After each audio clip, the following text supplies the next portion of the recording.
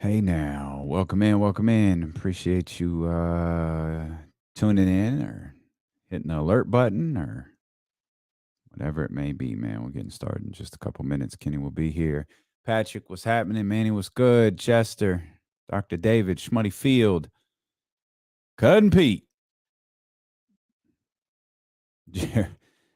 Gerard, I'm with that. My name is Kevin. Poor Kenny don't even get the reference. Ramsey, what's happening? Day baseball indeed. Ben Simmons, but yes, Ben Simmons coming in as Creed was fun, but I popped it Kyrie as Angela because that's so perfect. Kyrie as Angela is just so perfect. What's going on, everybody? What's good? Man, you said you were a Mets fan, boy. You weren't playing. I like the Mets. I see that. I'm a Mets supporter. I wouldn't say I'm a Mets fan. Let's calm down. It's like the Knicks. I'm a Knicks supporter. Mm-hmm. We're loosely connected. Who? They're pretty close. They're pretty close, if not number one. Yeah, they bodied that one. Man, they're dropping Avatar 2. Finally. Which is a reminder. I've really been meaning to watch Avatar 1. Wait, oh no. I'm thinking of something else. Avatar, like the Blue people. Yeah. I'm thinking of Last Airbender. I don't have it was a cartoon which they made into like a real life movie, which was really good. And yeah, they haven't touched it in 8 years.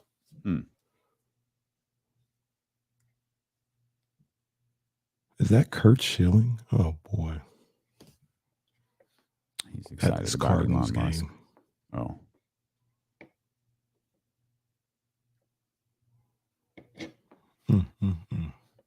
Paul Brown Stadium needs nearly $500 million in upgrades. The Browns place? Oh man, no! Cincinnati. That's Cincinnati. Yeah.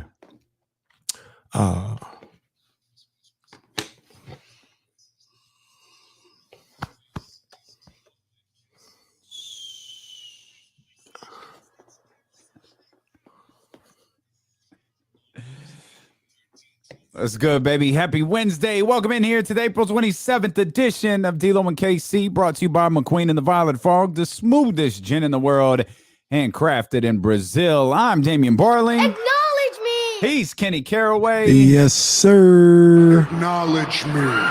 And we are so happy. We got to get the volume up a little bit on that drop. We needed acknowledge me. That's what I needed right there. That's what I needed right there. James Ham will be with us. We all acknowledge James Ham. He'll be with us in the final hour of the show. We'll talk Kings basketball with him, coaching searches. We'll talk about the candidates that we haven't spent. We will not discuss Mark Jackson today. We will discuss the other candidates on the list. I'm not even comfortable promising that. Fair enough. A call or a message. We'll try. We'll attempt. We'll at some point spark an epiphany. Mark Jackson is on Ben Simmons levels here on this show. I think Mark Jackson's on Ben Simmons levels, like across the landscape of the NBA. Like Karan J. Phillips don't write for the Sacramento Bee. Like he's sending in his past articles from Deadspin to make sure we saw him. Like that's Mark is a polarizing figure, and here we are. Said we weren't going to talk about him 60 seconds into the show. we gotta talk to Karan, man. Not about this, just in general. You gotta pull up. Oh, that's he's got Ken Rudolph vibes on. Oh man, he will. He's ready to throw the hammer. Like on, he's coming for everybody. About anything. Yeah, about anything. Like that's a simple text away, man. Come on. That's for another day, though. James Ham coming up at 3:00. Of course, the phone lines are open for you as always, 916-349-1320. If you want to take part in the show, if you want to watch the show and take part in it, a great way to do that is twitch.tv/ESPN1320, youtube.com/ESPN1320. If you're a Facebook user, head over to the ESPN 1320 page, hit the like button, and watch us on Facebook Live. Again, we appreciate you being here. NFL draft one day away. I guess that's what I heard, at least. Really, this may be the least interesting draft in the history of Western civilization.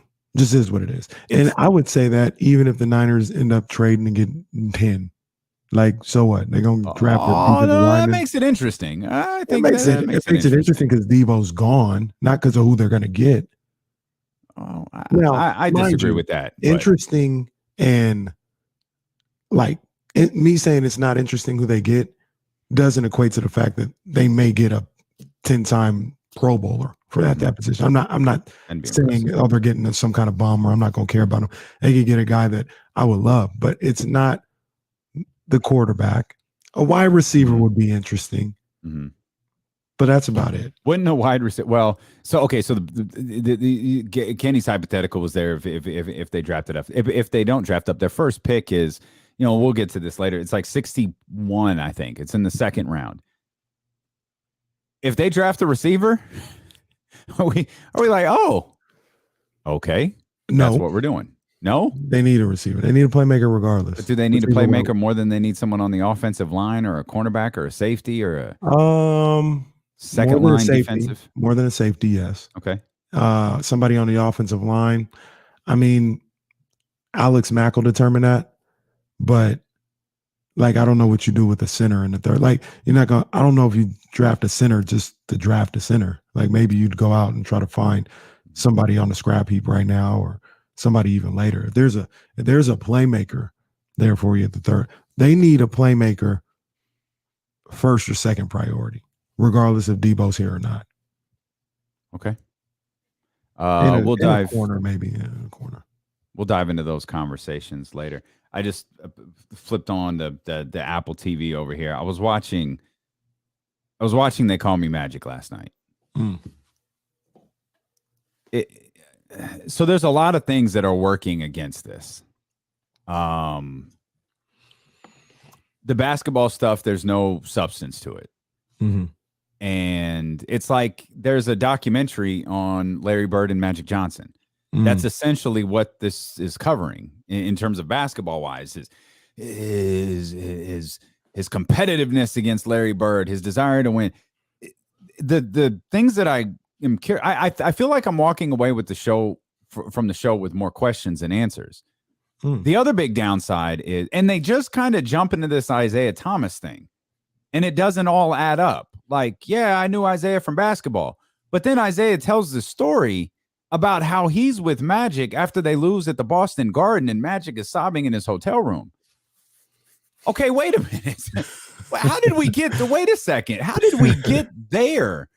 Like, y'all didn't like dive deep enough into this story about like how and why y'all connected so much. And then it gets to the finals with Detroit in Los Angeles. And it shows, when Magic hits him with the little shot under the jaw, and they start talking about, yeah, that was kind of the beginning of the end of our friendship. And it was, no, it wasn't. You guys were kissing each other on the cheek for like another 2 years. What are you talking about? 91 All-Star game. That wasn't the end of their relationship. That might have been for sure. It wasn't the end of their relationship. No. It wasn't. It felt things broke down with them, at least publicly, much later. That felt like a little. Maybe it started something, but I don't. That again, the whole story doesn't add up to me. And then once you get past 91, the 30 for 30 the announcement. No, so that's the thing. It goes. It looks like episode 4 just goes through the Dream Team.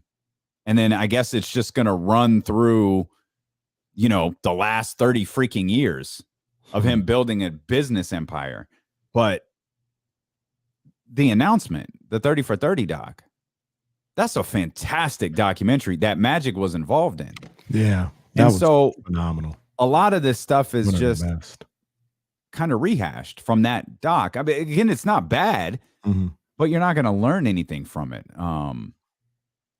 It focuses a lot on him and Cookie, which is fine. I love Magic, like love Magic. So I don't mind watching it. Yeah. In the realm of, it's kind of a mess. It's kind of a mess. I mean, and Magic's not. I don't know what I expected Magic to say, but he's just kind of like he's acknowledging like his parties and his pool parties, but he ain't really acknowledging anything else. That ain't that interview he had in like 91. No, it's not that one. It is not that. It absolutely is not that. Yeah. And it's got like some of Cookie's friends in it, which are a little, I don't know, man. Like if you skip it, you're fine. You're fine. Yeah, and much like you, like it's Magic, so I'll watch Magic put a light bulb in somewhere. Like I love Magic, so I'm gonna check it out. But yeah, like there's so much that I'd like to know about Magic and the way he goes about things and the way he handled some things that it doesn't seem is in his doc. And like you said, to be fair, he's kind of had two of those already. He had the announcement and then Celtics Lakers courtship of rivals. Yeah. Well, yeah. And then they had the 30 for 30 on Celtics in the Lakers. They had the old HBO one too. Yeah, that one too. Yeah. And then they had the Boston LA one. There's nothing basketball wise that's gonna. It ain't in it. They acknowledged the Westhead stuff, which I appreciated. Like they expounded on that. Westhead explained his part of it, and like it's whatever. Yeah. It's skippable unless you love Magic. Then you'll watch it. I've watched the announcement a couple of times. I think that's a phenomenal documentary. I even thought the one-on-one with him and Isaiah was phenomenal. It's really good. Yeah, really good. And that's I was glad to see that moment at the end of that. It wasn't a documentary; it was just an interview, a conversation, or something. So there's been a lot on Magic. You know that Magic, and even then, like I'm sure everybody's got their skeletons are a different way or whatever. Magic seems to be like who he is, right? Like there's not this super alternate side of Magic. There may be, cameras off. He's a little different. He's not always smiling, but I don't think he's. That's not the way this documentary frames it. This documentary throughout the whole time. No, the whole thing. You keep hearing Magic and Irvin, and they never get to Irvin. I to the best of my knowledge, I've never seen Irvin. That's what I'm saying. So they keep framing it that way, but they never show us Irvin. It seems like they never really tell you what the difference is, other than the thing that they stress is, when he got to LA, he stayed in his apartment a lot. Like he really didn't go anywhere. Apparently they came to him, but he didn't really go anywhere. And like I don't know if they're trying to frame like Irvin is shy and Magic's this big outgoing. Right. I'm not really sure. Like that's the part where maybe they tried to cover too much ground by going through the entire 80s. I don't know what it is, but it's missing something. Do you think Winning Time took a little bit from it? No. I mean, no, because they're different. They're not, the different time frame. Yeah, I don't think it did. I think the documentaries took something from it. I think the other stuff that covers Magic Johnson took away from Magic's big project with Apple. Gotcha.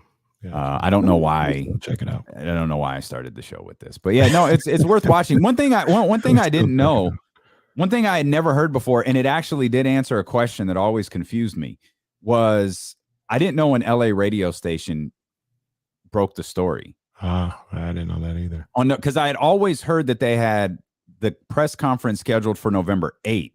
And I never knew why how did it get to November 7th? And they had kept talking about there were whispers. And then Lon Rosen is telling this story, and they have the DJ on there that an LA radio station guy calls and says, I got a tip. He calls Lon Rosen, Magic's agent, says, I got a tip that Magic has AIDS. And Lon is like, okay, I'm going to call you back. Don't release that info. I'm begging you. Don't release that info, and I'll call you right back. Hang up the phone. They did it anyway. They felt like that was confirmation enough. They released the info.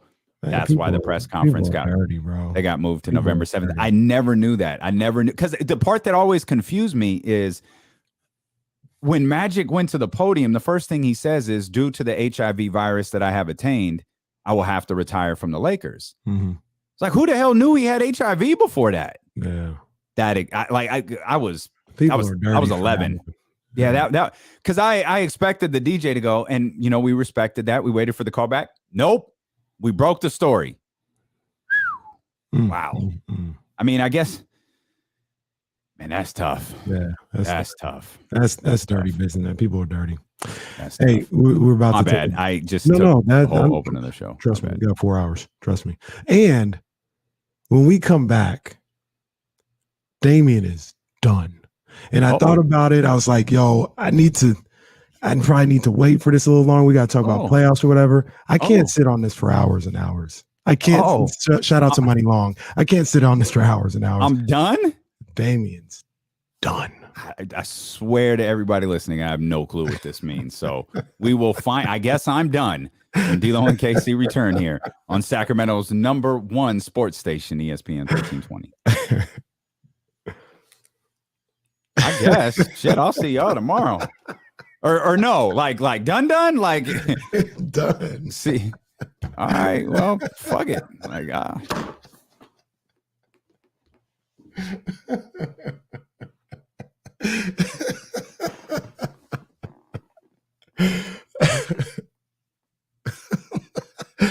they don't. Yes. Hey, they really don't know what I'm talking. This is not a bit. This is as we say in our world. As we say in our world, this is shoot right here. This is the Sacramento screw job taking place. Like I see it coming. This is it.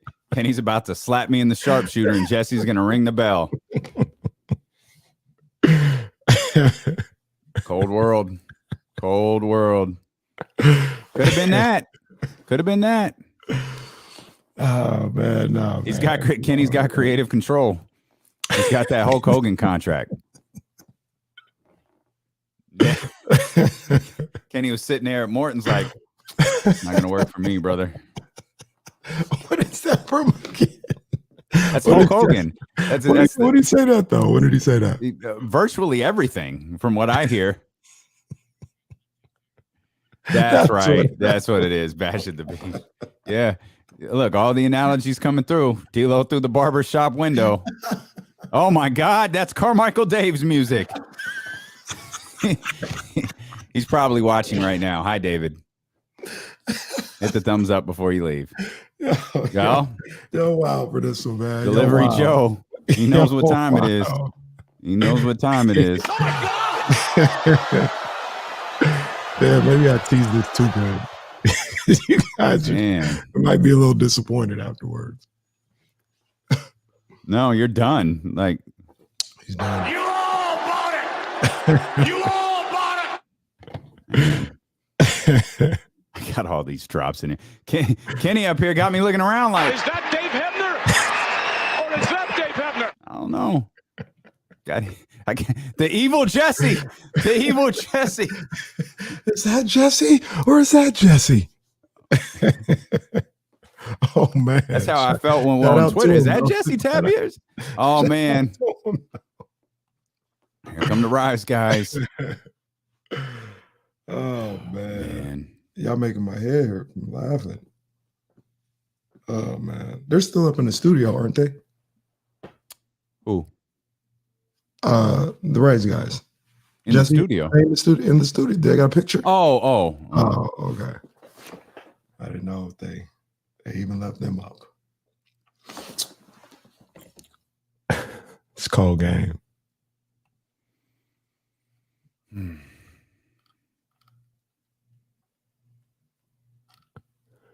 Victor Oladipo. That's his favorite.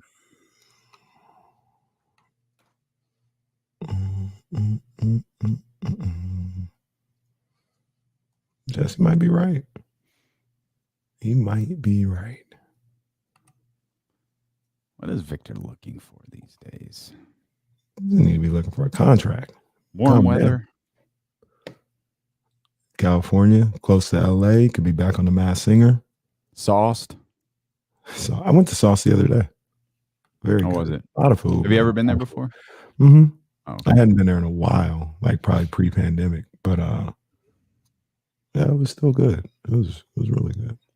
It's good.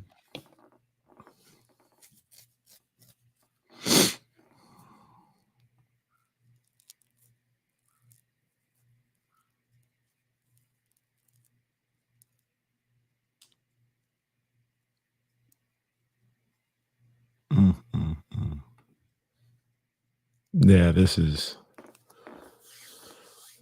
I think with Damien being done, I think we're going to at least go half the segment with this. I think. I really do believe that.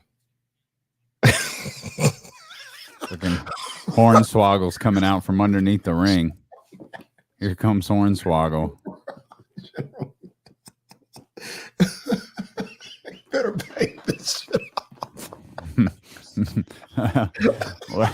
well, pal, that was a lot of build up during the commercial break over there on Twitch, Facebook, and YouTube. Apparently, this is it for you, boy.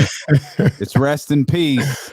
This is what it is, man. Well, let me get it in one last time. It's D'Lo and KC, brought to you by McQueen and the Violet Fog, the smoothest gin in the world, handcrafted in Brazil. Shout out to Ricky Rose, Brett Barish, Black Bottles 916. Y'all have been good to me, but as I've been told, it's over. Damien, does this ring a bell to you? Squash the snake! Did you hear that? Earthquake hammering Drake the Snake Robertson in the side of This the is the head. payoff. And if we heard correctly, Jimmy Hart's still holding the official. Earthquake killed the snake. Earthquake is going to squash this snake. Don't watch this, folks. Please don't watch it. No, he's going to go. Come on, he's going to. Damien was done 31 years ago today. You should be ashamed of yourself. Jake the Snake, Damien was squashed by earthquake 31 years ago today. Jesse, this was Hornswoggle. Hornswoggle just came from underneath the ring. Hornswoggle is both Mr. McMahon's illegitimate son, and he's the Raw general manager all at the same time. What are you doing? Jake the Snake tweeted this out, and he played the clip of Earthquake, and I don't remember this. Like I really don't. I remember that. So well. I was like, I don't know if I want to see this. And then I think Damien's brother Lucifer was born after that. I think Lucifer was the albino snake. Oh man. I think that was Lucifer. And then at some point when he got really evil, he started carrying the cobra around. Oh, now that's just doing too much. But I don't remember this at all. That poisoned the Macho He has Man. the clip. I'll retweet it out. And what they do is like they don't show it. They go to like the studio, and they have like a guy in the WWF studios like looking and goes, oh gosh. So the thing about it is the people in the arena obviously did not go to the studio. I just remember Vince McMahon. That bag is not moving. That bag is not moving. Oh, Jake, don't open the bag. Don't open the bag, Jake. And then Jake opens it and he has the reaction. Dude, the earthquake killed a snake on live television. Like, that is crazy. So what Jake the Snake says allegedly to this is 31 years ago today, a moment that's still talked about. What the shocked audience did not know was that the bag with Damien was switched out with the one that had 60 pounds of hamburger meat stuffed in pantyhose. I heard him tell that story before. But come on, man. What is it, 1989 or something like that? And I'm in the arena. Especially with the way you think wrestling is back then. Oh no, nothing was switched. Damien was in that bag, and I just saw a snake destroyed by a 350-pound man. Yep. Live They went too far. As Kanye said on Death to Auto-Tune, it's too far. Oh man. So Damien's done. He was done 31 years ago today. I didn't say D'Lo. I didn't even say Damian Marley. Shout out to I said Damien is done. Shout out to King Boss for the long time reference. Did D'Lo say something about Vlade again? Thank you.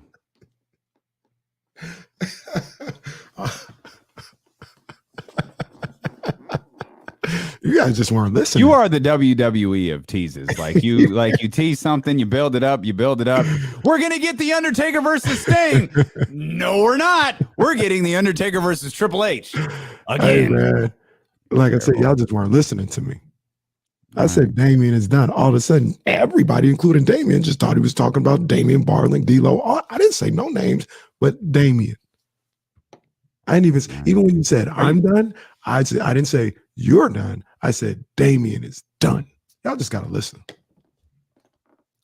Okay, that's on us. That's our bad. What if they did that today? Oh, that would not happen today. That would not happen today. There is zero chance there's even a hint that earthquake is squashing Damien. There's no chance of that. None. By the way, we talked about this the other day. They have officially brought back curb stomp as the name. Okay. Like, yeah. They reference it as the curb stomp. References that this is new. This is what you're here for. Like, let's call it what it is. Sacramento's #1 station for WWE news or wrestling news or random wrestling references from 1989. This is a good question it's a good question by Dr. David. You think they could do Al Snow today? Oh, wow. Wow. No. That moment that I just referenced, that's up there with Brian Pillman, Stone Cold breaking into Brian Pillman's house. The gun. And Yeah, they never did that again. No. Except I think this was after they had Val Venus with the choppy. Right. You can't do that, man. WWE's a wild place. They had sound effects and everything when the lights went dark. I said I was upset for a week. I said, nah, bro. They brought out the Bobbit dude after that, whose wife had taken his business and thrown it in a field. They brought him out on Raw the next week. Wow. Yeah, man. That was I think I was about 13. That was a little too much for me. I said, come on, man. I was messed up for a week. Yo, and just think of how, like, we talk a lot about wrestling and black wrestling. How racist has the wrestling business been to Asians? Come on, Asian Americans. They're all every single Asian ever is Mr. Fuji. All of them. Like they every don't have single just a one. Regular character. Nope. It's crazy. I mean, Nakamura's like the closest to just like he's just a wrestler. Like he's not running around being sneaky and he probably is the throwing salt. Like prior to everybody throws salt, right? Like every one of them, and everyone talks like I can't remember the guy's name, but choppy, everybody talk like that. Like Asuka, okay, dude, is Asuka and Nakamura, they're like their own people. Like they got their own vibe to them. Kind of. I just don't. For real, don't think they speak English. They're not American born or nothing like that. That's why they. This is a phenomenal reference by Alfonso. Most Asian characters were actually Samoan. That is a gem right there. Because I don't think it's most. There's a lot of. But when I found out Yokozuna was a Samoan dude, boy, come on, man. I bugged out. It was a Samoan from LA, from Carson or Downey or something like that. So what? Like Yokozuna's family's from down the street. Like, wait a minute. Like Fatu lives here. What are we talking about? Yeah, that was wild. That was wild. Yeah, 31 years ago today, Damien. All right, let's take the Snake Roberts. We'll see what other random wrestling references we can throw your way here as the show progresses.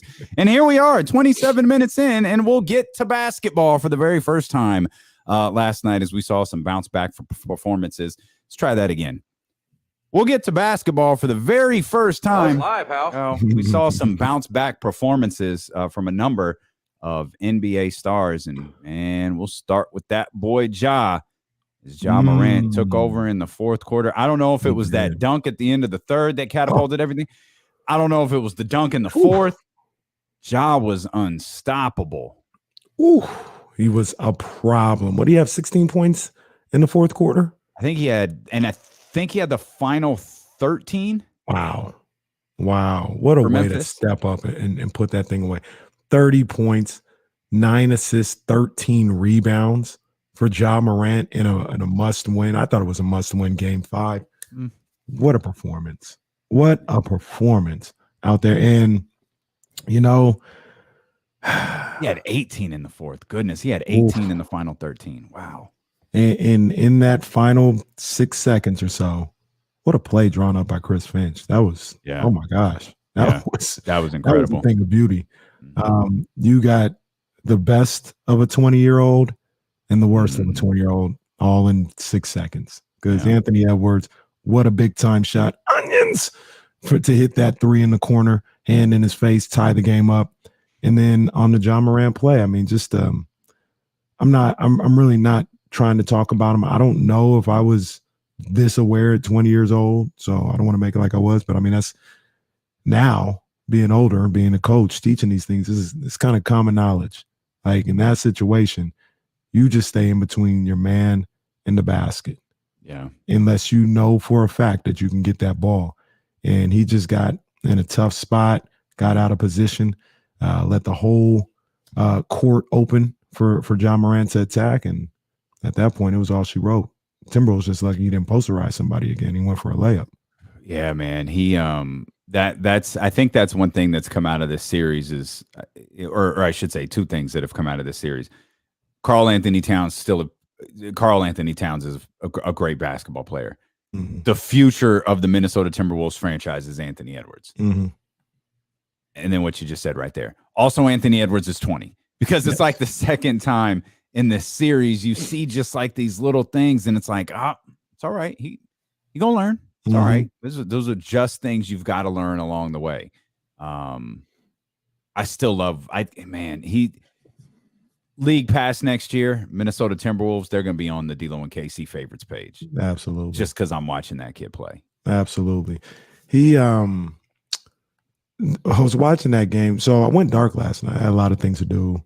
I wasn't watching it live. Went dark on Twitter. Wasn't responding to texts because I recorded the games. I said, sometimes, like taking behind the scenes, sometimes, like if I got things to do, I'll just kind of follow along what's going on, and I'll go back and watch the games later in the morning or late at night or something like that. But I already know what happened. That's probably what I'll do tonight, right? Like these 2 game 5s, not really that interested. But I was locked into Grizzlies, T-Wolves, Pelicans, Suns, and Giants A. So I was like, I'm going dark. I'm not on nothing. And I watched the game when I got home. I watched a little bit of it with the Queen Bee. And we started watching that third quarter, and it was like, what the hell is going on out here? I like watching stuff with her because it's not always just about sports. Like she'll look at people and be like, what's wrong with his hair? Or what is this guy doing? It was... Boy, introduce her to Quinn Snyder sometime. It was a calamity in that third quarter. People were just banging bodies everywhere, just out there running around, falling all over the place, throwing the ball over the place. I say all this to say, talking about Anthony Edwards, he, for a lot of that game, maybe the whole second half, John Morant too, but specifically for the Timberwolves, he was the only one where it just seemed like everything was all right when he had the ball. That didn't mean he made the shot all the time, but he made a competent move. He was under control. He had the best shot of doing something, and he's 20, right? Like he's 20. You got that feeling from him, not from Cat, not from D'Angelo Russell, certainly not from Pat Bev. Torian Prince was Schmutty Field yesterday, although he played well, but I mean, he was, I get the ball, it's going up. I'm going to work. Wow. Anthony Edwards was the only, I was like, down the stretch, Anthony should be the only one touching the ball. Maybe Cat, but Anthony and Cat, everybody else gets the scraps. That's it. And it's crazy to think that for somebody that young and who's that inexperienced, and it showed at the end of that game. He has a level of calmness to him, which is it's fascinating, given how big his personality is. He has a big personality in the way that he talks. He's not super demonstrative like a Draymond Green or a Patrick Beverly or anything like that. But when he talks, like you're engaged in what he's saying. He seems like, I think you said it perfectly. He seems so calm. In the 3 seconds prior to Ja Morant's shot, he was just so, we're going to run this play as Chris Finch designed it, as coach designed it. We're all going to be, everything is going to work perfectly. There was no level of panic. You watch that play looks like it looks like it's one of those where you diagram it with dots and you just move everything around because you could put everything in the perfect place. Minnesota had everything in the perfect place to give them that shot. It's just Ja was on one. Ja was nuts last night. Ja was nuts. And I remember watching that play, and I think maybe Ja just made free throws. I think this was the play. They were down 3. And to your point about Ant, I remember he came out the huddle and they got the close up on him, and he's talking. I think he was talking to Ja. He started laughing. He was kind of smiling. He's like, "Yeah, like, bro, you down 3, 6 seconds left. Come on, man. Ain't nothing funny." But no. Ant is like, "It's good. It's good. I'm here." He's just 20 years old. Like Kobe, who hadn't been heard from in days, but now is back because the Grizzlies won. Welcome back, Kobe. Kobe in the chat, yeah. He says, "Tell me more about this Ant person that hasn't shown up in the fourth quarter yet." Stall him out, man. The dude's 20 years old. Like we got a little puppy here at the house. Shout out to what's his name again? Damani. Oh, De Niro. The dog's name is De Niro, or the person's name? No, the dog's name is De Niro. A little puppy, right? And one of the things we talk about is he just found his bark, right? Mm-hmm. So now he's barking. Mm-hmm. He's a baby. He just found his bark. I don't even know if Anthony Edwards has found his bark yet. And we talk about, he don't show up in the fourth quarter. Guy's 20. 3 years from now, he'll curse out Pat Beverly and say, "Stop shooting, give me the damn ball." Yeah. He ain't found his bark yet. Yeah. It's cool. It's cool. Ant is the real deal, man. I'm watching Legs diagram this play right now. Mm-hmm. It really is. It's just like everything had to work perfectly. This is just such a beautifully drawn up play. And again, it's like those dots that you see that you just move around and put them in place. Sets the pick on Ja. Just, you couldn't have asked for a better look. No. And he did it so perfectly. They executed it perfectly. He diagrammed it perfectly to the point where I guess maybe you foul Cat, because if you're under the impression that you foul up 3 and don't let him shoot, maybe you foul Cat immediately. But after that, there's just too much going on. Like you can't catch up. And they get. Well, you also probably want to do it with a certain amount of time left. That's like true with a certain absolutely. You want a certain amount of time to drain off the clock before perfect you do pass by what's his name, Hargrove, I think his name was. No, that was Jordan McClone, wasn't it? McClone. I don't know why I always call him Hargrove for whatever reason. I don't know why he reminds me of Hargrove, but yeah, McLaughlin. And credit to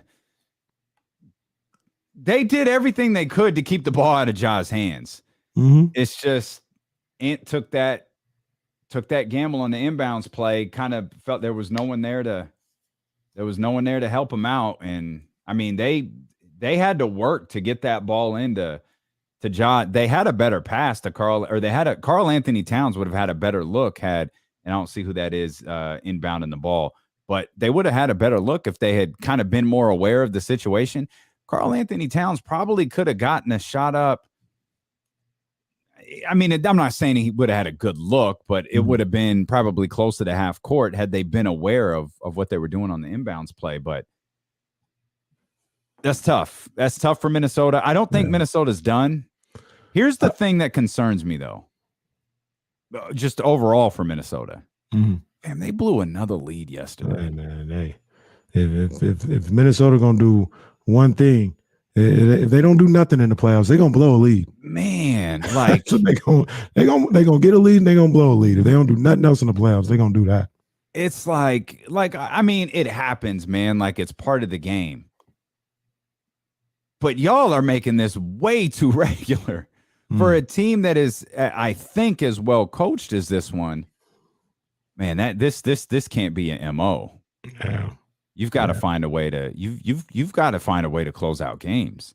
And I don't know if maybe that's where Anthony Edwards is too young to have that killer instinct, and maybe that is just something Karl Anthony Towns doesn't have. Period.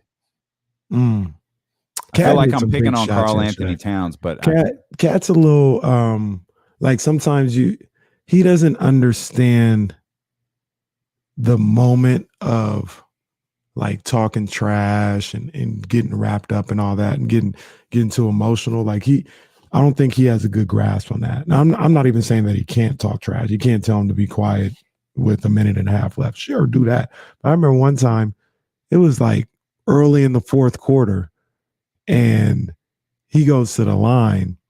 Crowd is all over him.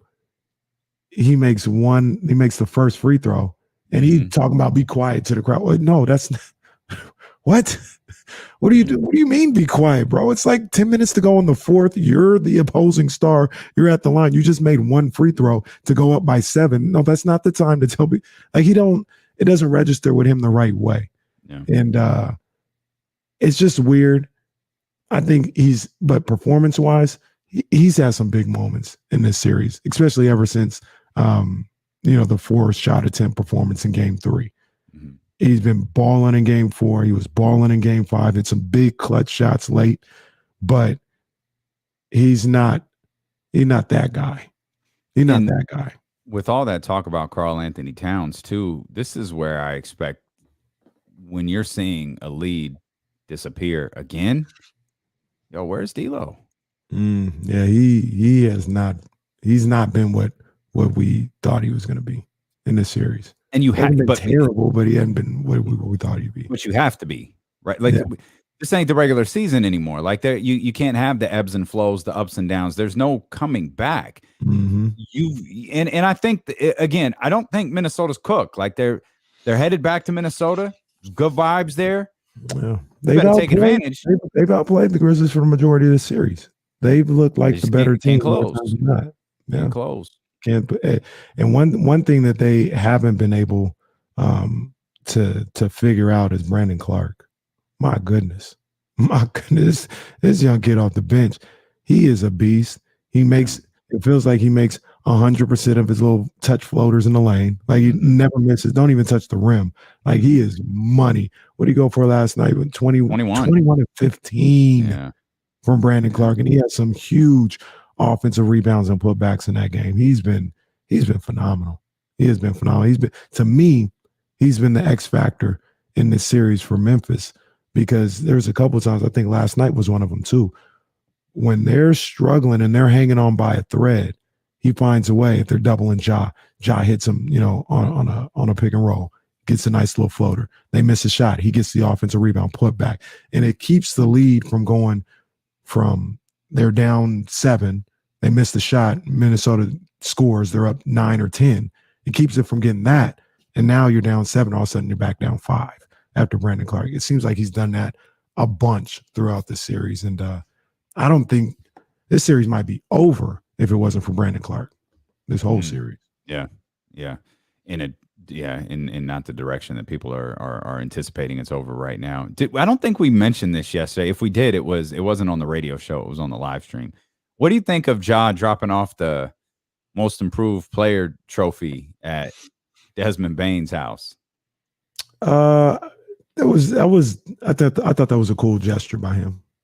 Okay. That's how I took it. I didn't at first, like when it first happened, I was thinking like in my head, if I was Bane, like, don't be dropping off no roads because you're saying you don't want it. Don't be bringing it here. I would have threw this away. But thinking about it some more, it was actually, I took it as, I didn't see any quotes or anything else like that. Is Josh saying, "No, you guys need to recognize how." I don't think anybody took it the way that you just referenced. I don't think anybody took it like he was dropping off some trash at Desmond Bane's house. I don't think anybody took it. The first thing I thought about was him saying, I ain't most improved. I was rookie of the year. Like, ain't no improved here. Get this trash out of here. That's how I first took it. Oh, no, I don't. The next thing was probably the right thing, where he was just saying how good Desmond Bane has been. Yeah. And that's awesome. That's dope. Yeah. I don't know what very cool. Is Ja's name on it? Like, what do you like? Is that just for social media? Like, did Desmond Bane pack it up and take it back?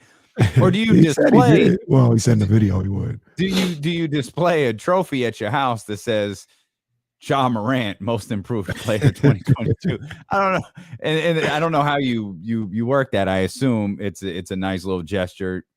Put it on social media, shows how Ja rides with his teammates. Mm-hmm. Desmond, closes the box back up, takes it to practice, and sets it in John Morant's locker. Yeah. Great gesture, nonetheless. If he had a car to give away, like Michael used to do, I'm sure he'd give him the car. Yeah. Well, I don't know where Key is at. Key is probably still giving Blake Griffin a car to jump over. It could. Maybe Chevy can give Desmond Bain a car. Chevrolet. Remember that guy from when Madison Bumgarner won the World Series? That's right. I do remember that. Yeah. And then what was it? Oh, there was another one. There was a Super Bowl one. Like Eli had an endorsement, so he couldn't take the keys to whatever car they were trying to give him. He just looked at him like, yeah, okay. Hey, me. No, I ride in Lincolns or whatever it is. Me and Matthew McConaughey. We'll step out. We'll come back. Again, the story of the night. Bounce back performances. Wasn't just Ja. Mikal Bridges, man, what a different team Phoenix looks like when Mikal is popping. Same with Paul. We'll talk about that next here on Sacramento's #1 sports station, ESPN 1320. I remember this dude, Draymond, the other day. He was like, man, if Jordan Poole, if he didn't get the most improved player award, they should really just get rid of the award. See, why is it always why does it have to always be so much? I agree Jordan Poole should have been there, probably should have won it. Why does it? Good luck leaving him off the all 100 if he makes the all most improved.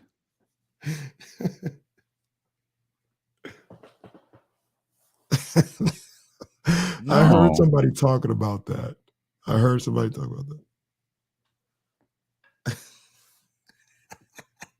Somebody was like, "You're trying so hard to be Kobe."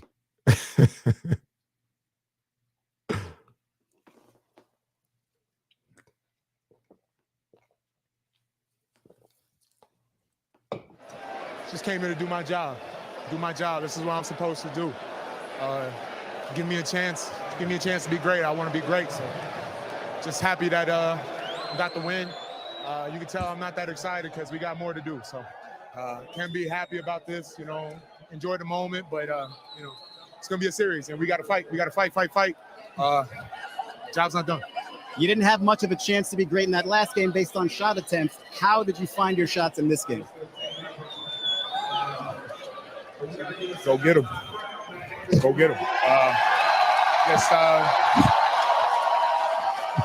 Good practice. Just go get them. I really don't know other way to explain it. Just take the shots, be super aggressive, ultra aggressive, and be willing to make a mistake in the aggression. This win guarantees one more game in Minnesota. What does this do for the series for you guys? Describe your emotions and your. All right. I got some Doc Rivers sound. Oh yeah. We got. I wrote that into the show. Like that's right. Literally, all of us have it. Yeah. Oh, man. I hate that all of us have that sound. It's just terrible. Just terrible. You got it on the board? No, I just have it on my Twitter. Okay. Obviously I can get it on the board. No, I got it. Okay. But yeah, that's written in later. There's the Jake the Snake stuff. So I want to see. I love that Jimmy Hart's like tackling the referee.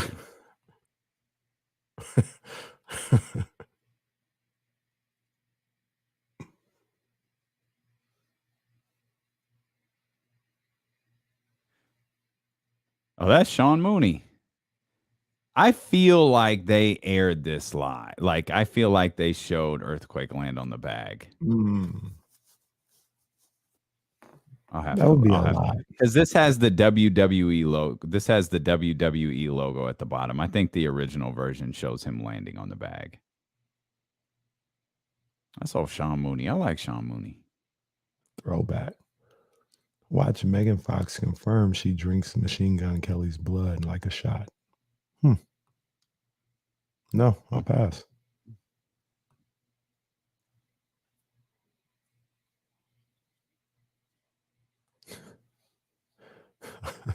I'll pass.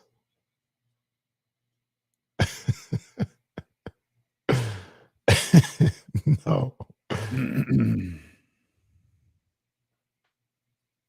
She'd leave you.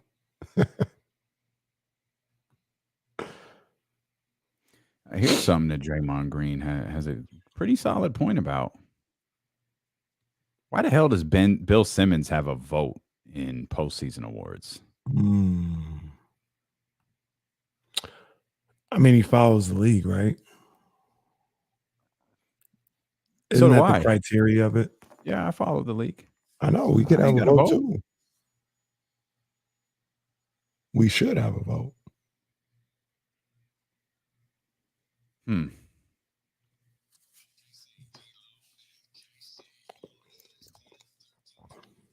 think we need a vote. We do need a vote. We need to make that happen. I was looking at this thing about Draymond Green questioning why Bill Simmons has voting eligibility, particularly after his comments about Jalen Green, which sparked me to ask the question, why the hell does Bill Simmons have voting? Like, here's a real question. Who the hell is Bill Simmons? Like, did he start? What was he like? Was he working for the Boston Globe? Is that how all this started? No, I think he had like his own website or like a newsletter that would go out, right? And then he got on with ESPN, and it was back in the page 2 days. Gassed him up. They did. Bill Simmons was arguably one of the most powerful people in Bristol for a stretch of a handful of years. Absolutely. But the one thing that I'll say about Bill, especially considering, like, I'm not gonna be a hypocrite about it, how I got into this game. Like, he got out the mud. Like, he got out the mud. He understood the internet and newsletters and how to get that stuff out. When he got to ESPN and got that break, it wasn't like this big signing. He just grinded until like everybody was reading his stuff. And I always thought he was an interesting writer. I really enjoyed and then I started like listening to his podcast, and they started putting him on television, and I didn't like him anymore. I didn't like anything. I didn't want to read his stuff. I didn't want to bother with him anymore. He is interesting. He's interesting. And I listen to him because he's arrogant. He is. That's what he is. He's he arrogant. Also like I did I read the book of basketball. And I mean, the amount of research that he did. He's a great writer. That's what I'm saying. Like, he is a phenomenal writer. Like, but even like just the way he researches stuff, like he does it at an insane level. Like, I gotta tip my hat to it. 100%. It's just when he starts doing the other stuff, like, it doesn't suit him well. No, absolutely not. The podcast makes him, to me, the podcast makes him look bad. Putting him on television was a joke. He's terrible on TV. Awful. He is terrible. Awful. On TV. He's whatever. Like, I'm the type of guy, like, Book of Basketball was a great book. Yeah, I'm entertained by him, and I could be like, man, you're stupid. Like, some of the stuff he says is dumb. I can tell you can't make a left hand layup. So don't. Hey, what you talking about? You know. But he got it out the mud, though. I always do respect that. The podcast thing, I'm not gonna say he invented it. He was one of the first sports people I knew that really pushed the podcast thing. Like, he was early on it. And yeah, I respect that. I respect the hustle. I respect the grind. Yeah, I'm not a fan. I don't even know. Does he even write anymore? No, I don't even know if dude writes anymore. Like, that was his. Is he a billionaire, or is he like a 500 man? Them millionaire? 30 for 30's got to be making him some money somewhere. Well, Spotify gave him something insane. Oh, he got that Rogan money from Spotify? More. I don't want to say more. He got a bag from Spotify. He got a crazy bag. And it's not bad, but it's got to be like hundreds of millions, or maybe 50, 60 million, something like that. He got a crazy bag from Spotify. Huh. I always liked him and Ryan Russillo together. Ryan's another one, but Ryan does a lot of Ryan watches a lot of basketball. I don't agree with him, but he watches a ton of basketball, so I respect that. But like if he ever if Ryan ever tweeted something about the Sacramento Kings, it's 1,000% because he's watching. Yeah, like he's 1,000%. He watches a lot of basketball. He's another I don't really understand. I shouldn't say the only person, but one of the people that, like, I listen to, and like I find myself agreeing with him a lot, or like I'm entertained by him the most, is Cousin Sal. Cousin Sal's hella funny. He's hella funny. He's hilarious. He makes sense. I do appreciate everyone in the chat who are responding as if I didn't actually know who Bill Simmons was. I apologize for not making that clearer. And like, I should have framed it as, where did Bill Simmons come from? Like, how did he get here to be this like authoritative voice on professional basketball? He doesn't like Jalen Green. But I like Mikal Bridges, and that's what we talked about yesterday when it came to the Pelicans and the Suns. We know Devin Booker isn't going to be around. You can't have poor offensive performances from Mikal Bridges like you had the other night. You can't have poor defensive performances from the Phoenix Suns. It sucks for them, but you're in a spot now where you're against a fiery, competitive New Orleans Pelicans team. You have to hit on all cylinders defensively, and you've got to get those performances offensively from guys like Mikal Bridges, guys like DeAndre Ayton, and even from Chris Paul. Like, Chris Paul does a lot on a basketball floor that doesn't necessarily involve scoring the ball. What do you have the other night? Like 4 points, whatever that was. You can't do that. I think, yeah. You can't do that. You can't have single-digit points. No matter how many assists you have, no matter how many other things that you do right, you can't have single-digit points. And we saw this team come together a little bit more. Clearly, they came together a lot more on the offensive end. I thought what stuck out yesterday to me, Casey, was that Phoenix kind of got back to those defensive roots that put them in the best spot. They did. They were turned up. The best spot in the regular season. They were turned up on the defensive end. And the two-way game, like you mentioned, Mikal Bridges, the two-way game that he had last night.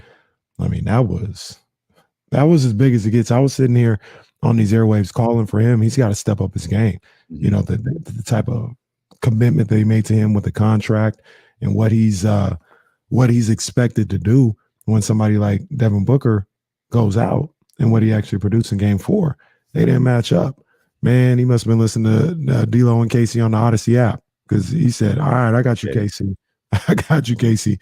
He balled out, man. Big game from him, 31 points. And then to your point, what you talked about the other day, Chris Paul stepped his game up in a major way, 22 and 11. So these guys, they stepped up when it was needed most, because I thought at the time, I thought it was reasonable, they were in trouble. Did I believe they were going to lose? No, just because I would need to see it from New Orleans first. But I thought they definitely were in trouble. They definitely needed those guys to play super games, and they still do. Like, they're going to need maybe not 31 points, but they're going to need a 20-plus point game from Mikal Bridges. They're going to need Chris Paul to have 20, maybe 30 to close these guys out in game 6. And if they don't do that in game 6, they're going to need that to close them out in game 7. Yeah, they've got to. I'm still very confident in Phoenix. They said Devin Booker he's working out. I mean, there's no timetable set for his return. Like, I mean, who really knows with this like type of hamstring issue? Like, James Harden really pushed his way back last year in that Bucks series, but I'm okay with where Phoenix is at right now. If you can get that level of performance from Mikal Bridges moving forward. Now, with that said, I expect the Pelicans to make some adjustments. I expect Brandon Ingram to go for 30 plus. Question is, when both teams are hitting on all cylinders, that's where I think Phoenix has the edge. And that's what I expect us to see in game 6, because New Orleans, you have no choice. People talk about, oh, is this a must-win game? Is this a must-win game? For New Orleans, yep. This is, in fact, a must-win game, because if you don't, it's over. And I expect to see Ingram at his superstar level. Who's going to step up and ride with him? CJ will be steady. Valanciunas will pull down some absurd amount of rebounds. What's Phoenix doing in that process? Are they playing defense the way that they did last night? Is Bridges' shot is Bridges as aggressive as he was last night? Is his shot falling in the same way? And how does Chris Paul factor into all of this? Yeah, I agree with you. If they're playing like they're playing last night, particularly Paul and Mikal Bridges, I just think those two guys are a huge piece of what Phoenix has. If they're cooking or close to it, I think Phoenix should win even Game 6. I don't think the Pelicans have enough firepower to beat them if those two guys are cooking. But at home, once again, here comes the whole thing about the others, and them being hyped up at home and, and having a level of desperation like you talked about because their season literally is on the line. Maybe they can muster something up. Then this, right now, I think this is going 7. That's how I feel right now. And who would have thought that a week and a half ago, that this series will go 7? But I think it is. Okay. Your boy Alvarado was on one again last night. Your boy is something else, man. That dude is something else. The homies called him Reggaeton Pat Bev. That's funny. That's funny.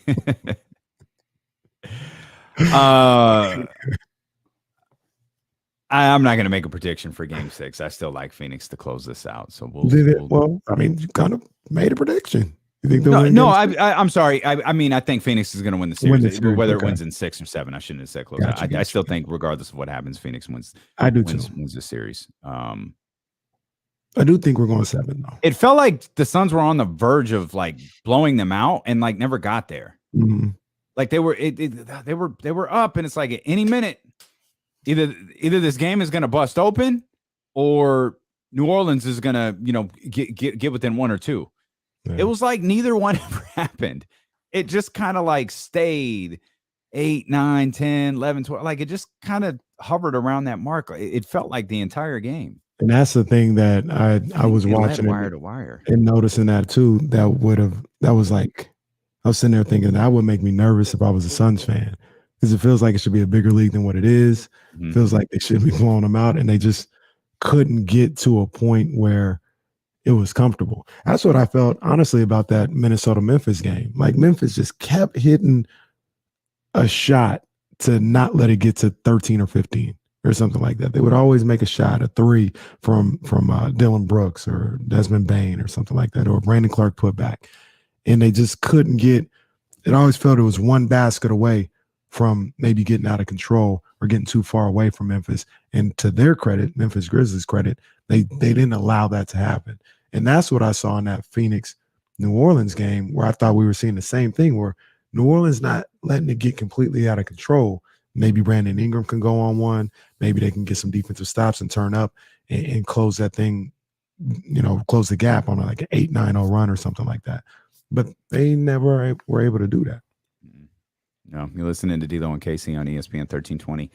KIFM West Sacramento, KRXQ HD2 Sacramento, and Odyssey Station, and driven by Lasher's Elk Grove Dodge. The bogey sadness meter, it's very high today as the Atlanta Hawks season has come to a conclusion.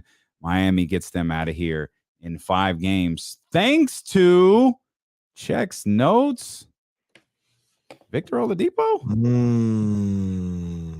This was a game that I thought was good. But before we get to Oladipo, this was a game that I thought was going to turn on its head for a minute. Miami, I thought this game was over. It's kind of one of those things where you're walking around, you're doing a couple other things, you glance at the TV, oh, it's a little bit closer. Then you look at it again like, hey, are they making a run? Do I need to sit down and pay attention to what's going on here, lock in here, hit the rewind button? And ultimately you finish that game out. Miami closes it out. Atlanta had a big third quarter, or a big fourth quarter, excuse me. They were trying to crawl their way back into this, but which, hey, that's must-win game. That's what you have to do. Yeah, absolutely. But not enough. It's fascinating. Atlanta, I don't know why I use that word fascinating so much, but Atlanta out, New York out. New York never made it. Like they were those were one. That was a Trey at the Garden. That was such a huge story last year in the postseason. And you got the Hawks, to their credit, they clawed to get to this position.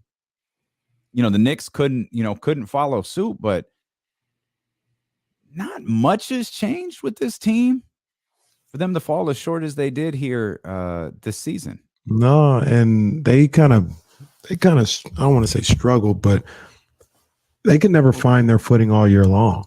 whether it was with injuries or just poor play. But you talk about injuries, you talk about guys like John Collins or Bogey. I don't know if this is necessarily the case with Collins, but you sign somebody like Bogdan Bogdanovic, that's part of the package. Like, he's not gonna be there all the time. And if you talk about like, we missed him. Don't tell anyone here that. They don't want to hear it. They wanted to match. They wanted to match that $70-80 million. And if he plays 1/3 of the games, and he plays 1/3 of the games, and that's just the way it is. Yeah. So they can never find their footing. This was they achieved something that we talk about, like where they were at last year, and and falling off from that. Damien, they were a 5th seed last year. They were a play-in team this year, and they had to win 2 games in those play-in scenarios to get to the playoffs. And then when they got to the playoffs, it was clear they didn't have enough to be able to fight with somebody like Miami, or I think it would have been the same if they would have went against anybody else, Boston for sure. Like they don't have enough. So it's going to be an interesting offseason for them, because I think they I think they have a lot of talent on that roster, a lot of talent. And I think it's time for them to kind of cash in that money in the bank and try to turn that into somebody really big. Like Rashawn Holmes. Yeah, exactly. Is it so? And I think I always have to be careful what I say about Atlanta, because I took such a big L with them last year. But what we saw from Atlanta this year is a little bit more of what I expected to see from them last year. And I think you just said it perfectly. Like, this team has a lot of talent on it. And I think I can speak for you in this sense, drawing back on those conversations from last season. Our thought was, how does all this talent fit together? Like, you've got some really talented players, and these aren't, it's one thing to try to get, all-star 1, 2, 3, and 4 to play together and get that to work together. You have some complementary pieces. You have guys that could be here.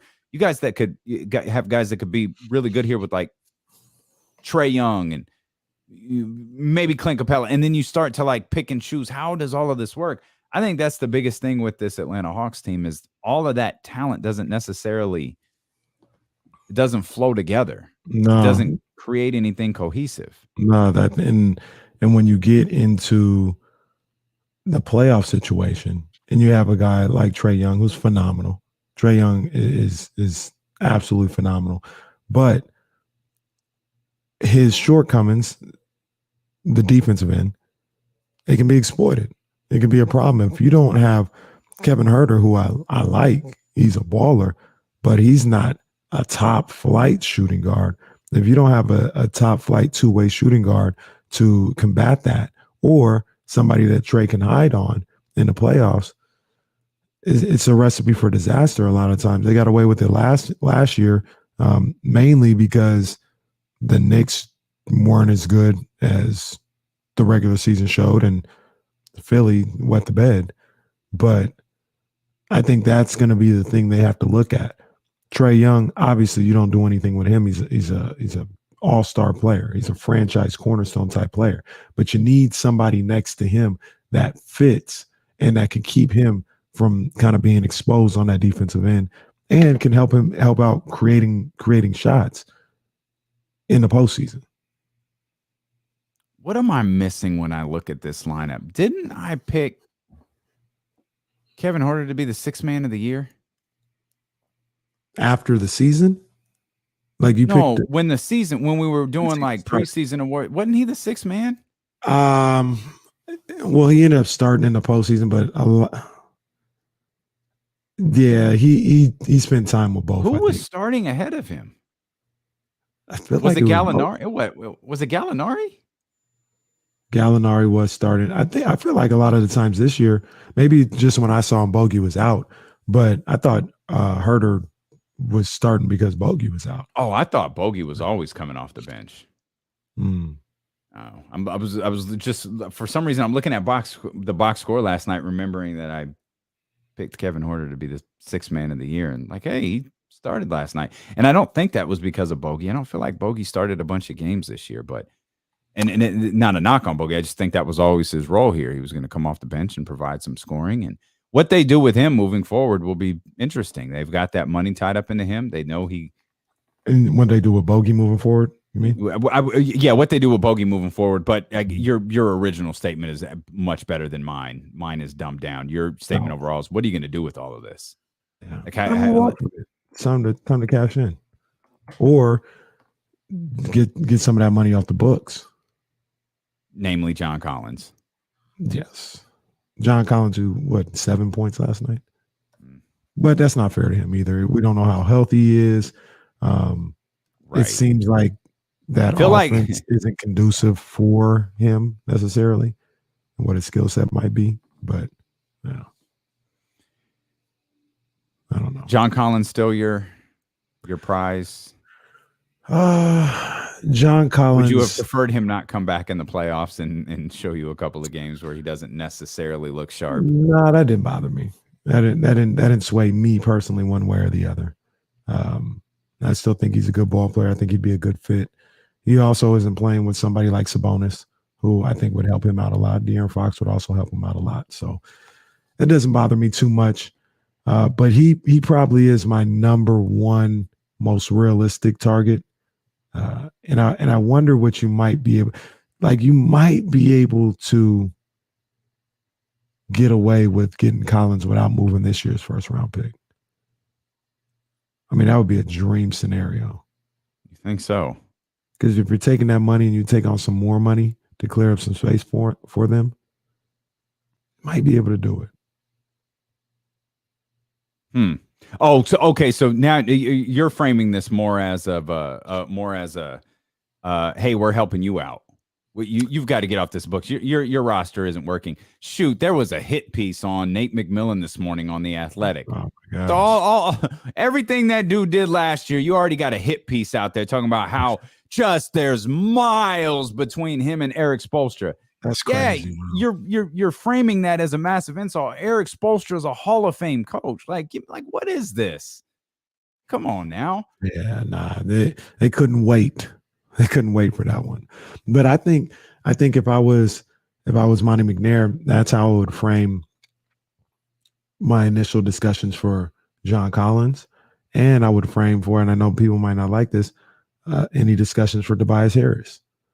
If I were to get either one of those two guys, I would try to Tobias Harris, the easiest job in professional basketball. That Tobias Harris? Isn't that what you said yesterday? Okay.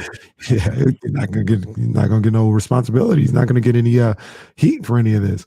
But I say that to say, I think Tobias and John Collins will be really good additions for this team. And you would be able to come to Philly and Atlanta and be like, look, I'm not gonna give you this year's first round pick. I'm helping you out. You got a lot of money tied up, and I'm taking this contract off your books. Maybe we can work a second rounder. Maybe it's next year's first rounder, whatever the case may be. But this one, this number 6, 7, 8 pick, I can't give you that. And I shouldn't have to because I'm helping you out. So what's the deal? Atlanta might be looking for, because remember, with Rashawn, you're taking 10 plus 15%. Yeah, and to be honest with you, I don't think. Well, I think that might. Rashawn isn't a good fit for Atlanta. I don't know why Atlanta would want Rashawn. So I don't know if that'll work. It might have to be Harrison expires. Okay. Might have to be Harrison and one other expiring or something like that.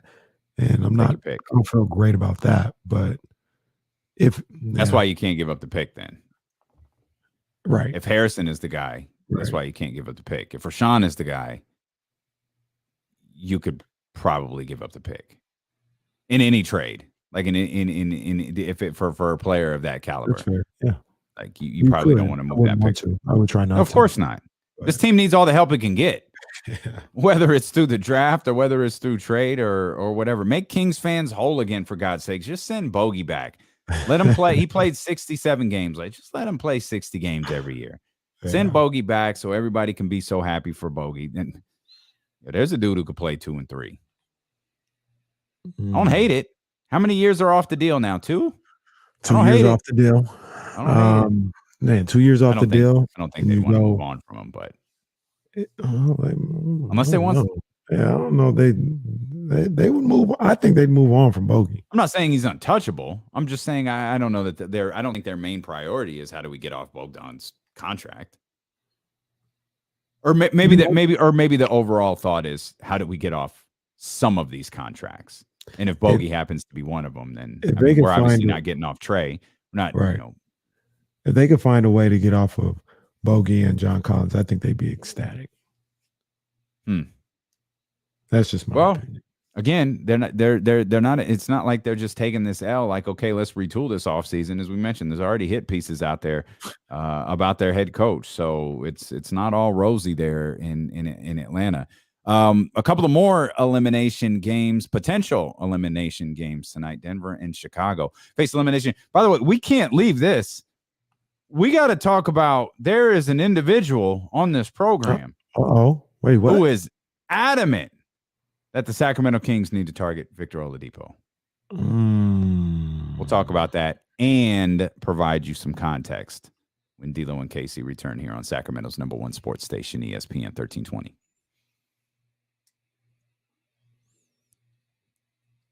Check on Smoothie for 2 seconds, man. I think she's up.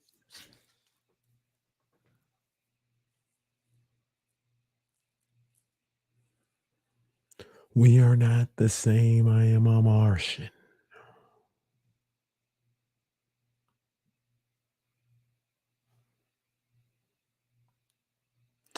How about this take that I saw earlier? I want to know what you guys thought.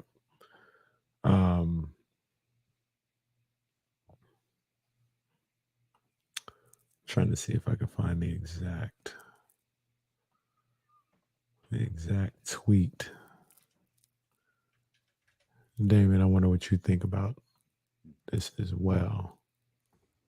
Damn, I can't find it. But basically, somebody mentioned that DeAnthony Thomas could have been and should have been what Tyreek Hill is. I don't know if I agree with that or not, but I just say that to say Black Mamba was a problem at Oregon. He should have been what Tyreek Hill is. Yeah. It kind of feels like it. Okay. He was tough at Oregon.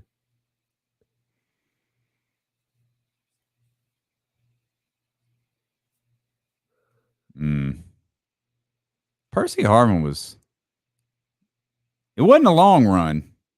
Nah, he was a problem. It was a good little run. Yeah.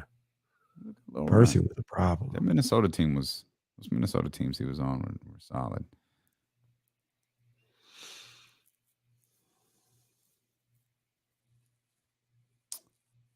By the way, Spotify gave Bill Simmons $200 million for the Ringer. So that's not necessarily $200 million for Bill Simmons. That's $200 for a Ringer podcast network. running and operating the Ringer. It's like when Sirius XM said, they've paid Howard Stern $500 million. Not exactly true. You paid Howard Stern $500 million for the Howard Stern show. So Howard basically had to become the boss and pay his produce all of the but he could essentially, he ain't broke, but it's not like $500 million went to Howard Stern's pocket. He had to pay the show with that contract. He could pay all his employees about $100 million and then pay himself $400 million. He could. He could. Highly unlikely, but he definitely could. I think he got stock options. That's where he got paid. He got those Sirius XM stock options. Then he was smart enough to know, I went to satellite. No one really cares about me. I'm going to go do TV and become a bigger star. Is that when he started doing the show on? It was a while after. I think it was a while after, but he had, I don't pay for, I don't do Sirius XM or whatever, I don't do any of that stuff. What does Howard Stern talk about? Now I haven't heard him since he left. Since he left terrestrial radio, I haven't heard. I have no idea. Like, Howard Stern talks about what we talk about when we get derailed. That's what he does for 4 hours.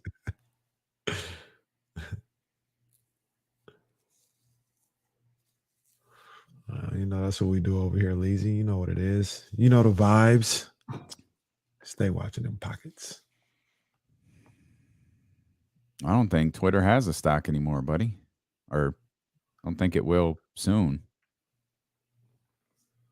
Very, very soon.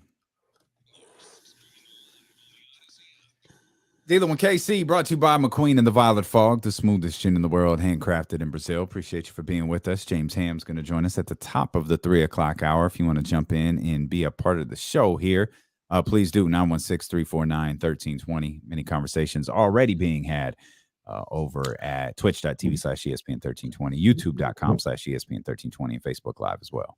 One day we'll get playoff Drake bars. One day. For who? Kings. Oh. For who? I know you ain't talking about the Kings. Who? Okay. Yeah, that's cool.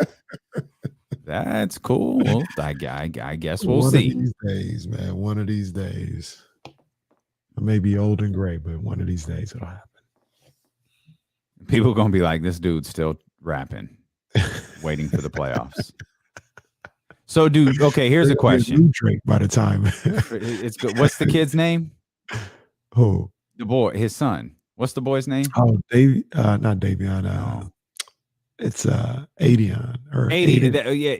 It's going to be 80 on bars. That's what that's what it's going to be. Because even Drake's like, man, I ain't rapping no more. What are you talking about? Look at Zebra Piece. He says, I hope I'm alive to hear it. We all do. We all hope we're alive for this. Man. Indeed.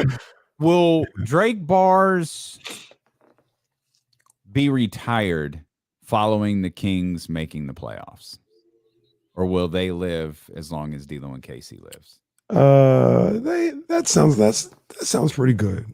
Kings make the playoffs, Drake bars go away. Oh, no. That's the wrong framing. Framing is everything. Kings make the playoffs, we retire Drake bars, we put the banner up in the new studio. It doesn't go away. Like Drake bars retires. 2022, 2023. Yeah, we put it up there. I was told that we'll have LED screens behind us in this new studio. We could just put a Drake bars banner on it right there. I mean, well, look, man, I'm going to just say this. As long as the people want Drake bars ain't going nowhere. Okay. Sounding like Kyrie right now. Okay, question. Another question. As long as they want me, I'm never leaving. How many are the people? 5. Oh, 5 people. Okay, yeah. All right. And Reese doesn't count because Reese will. Reese would have been pulled the plug. Okay. My whole house would have been pulled the plug. Oh, yeah.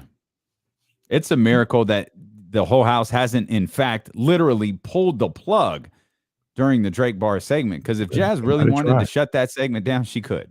She may or may not have tried before. She can either confirm nor deny that she may or may not have tried. Coach, you're right. Good call. Adonis is Drake's son's name. She'd be at Safeway trying to get some produce. Hey, isn't your husband the one that do those Drake bars thing? Jazz be like, no, I'm single. It ain't me. That would literally be the last thing she would want in life. Is for anybody to notice her as, hey, isn't your husband such and such? She'd probably turn her back. Pardon my back. No, I have no idea what you're talking about. I'm here for all the single ladies. Jesse has been adamant for days now. And this isn't a reaction to last night. Jesse has put this in the rundown 2, 3, 4 times. Yeah. And we've ignored it every time. But given the performance, now we've brought it up and just kind of like we'll just mention it. What about this? What about that? Jesse is adamant Victor Oladipo should be a target of the Sacramento Kings this offseason. Victor Oladipo, 29 years old, obviously just a brutal injury history, but still 29 years old, 17 points per game type player, addresses an obvious need Mm-hmm. Where are we at with Victor Oladipo here? Well, first of all, I like the idea of having Victor Oladipo. He's a good ball player. I think he would be a good person to go at this offseason. When you go after Victor Oladipo is the question. That's the thing that I wonder. And I don't think Jesse's saying this or anybody else is saying. He's not a day one guy. He's not a guy that you're centering your whole offseason around. Mm-hmm. He's a piece. You mentioned it yesterday. Or maybe it was the day before. I don't know. But you mentioned it. He's a Rashawn Holmes signing when the Kings were signing Rashawn Holmes. He's that type of guy that you're signing him 2 weeks into free agency. He's still out there. You kick the tires. I think this would be a good pickup for this team. And you pick him up then. I'd be all for that. Okay. Yeah, be all for that. The thing about it is I don't know what he has left in the tank. And to continue to use the car analogy, I don't know how much you can push the pedal to the metal with Victor Oladipo.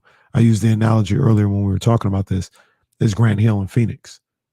Grant Hill, when Phoenix got him, and that training staff did wonders and brought his career back, part of that was also, we're not going to treat you like Grant Hill in Detroit.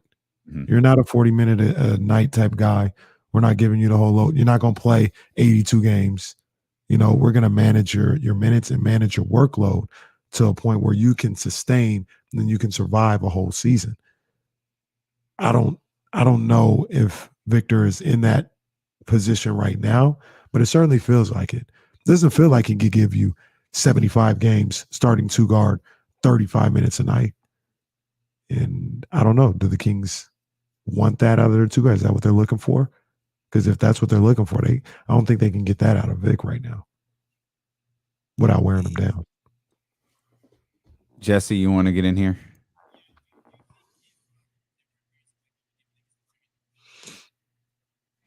So they got control of Dante, so they can do whatever they want to do as long as they sign him, right? Wow, the authority Kenny Caraway has just been on full. They got control of Dante, man.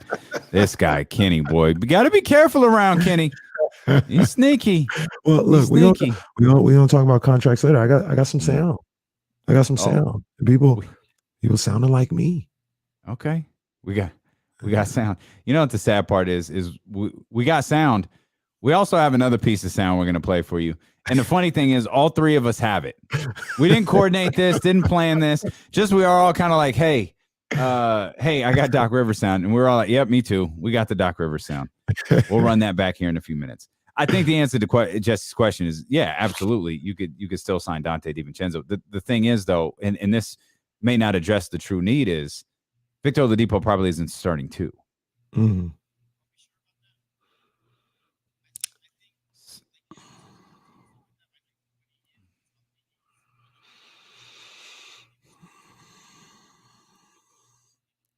Well, I agree with that. I mean, when he's healthy, yes, he is better than Dante DiVincenzo.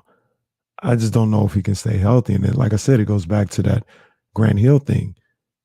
I don't know if you can put that type of workload on Victor Oladipo. I don't know. I'm not saying you can or you can't, but you have to make a decision. And if you don't know if you can put that workload on him,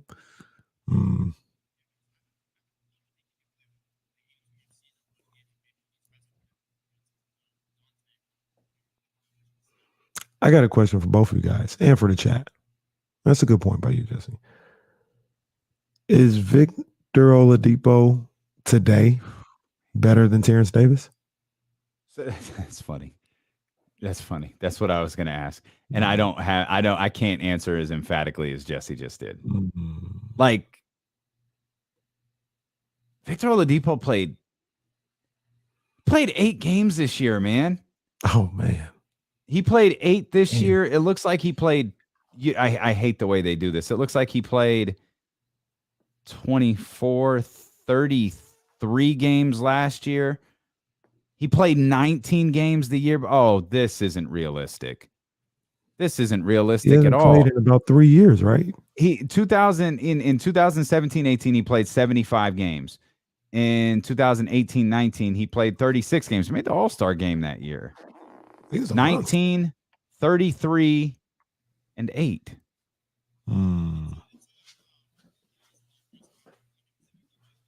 That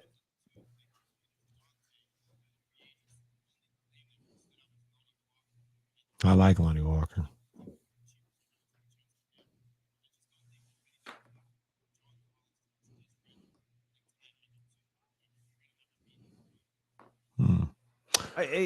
So what's the cost then? Like, what's the number? Because Will Z just had the number up here on the screen. Forgive me, Will Z. I think it was like 2.7, 2.5 or something like that is what he made. The 2.3 is what he made this year.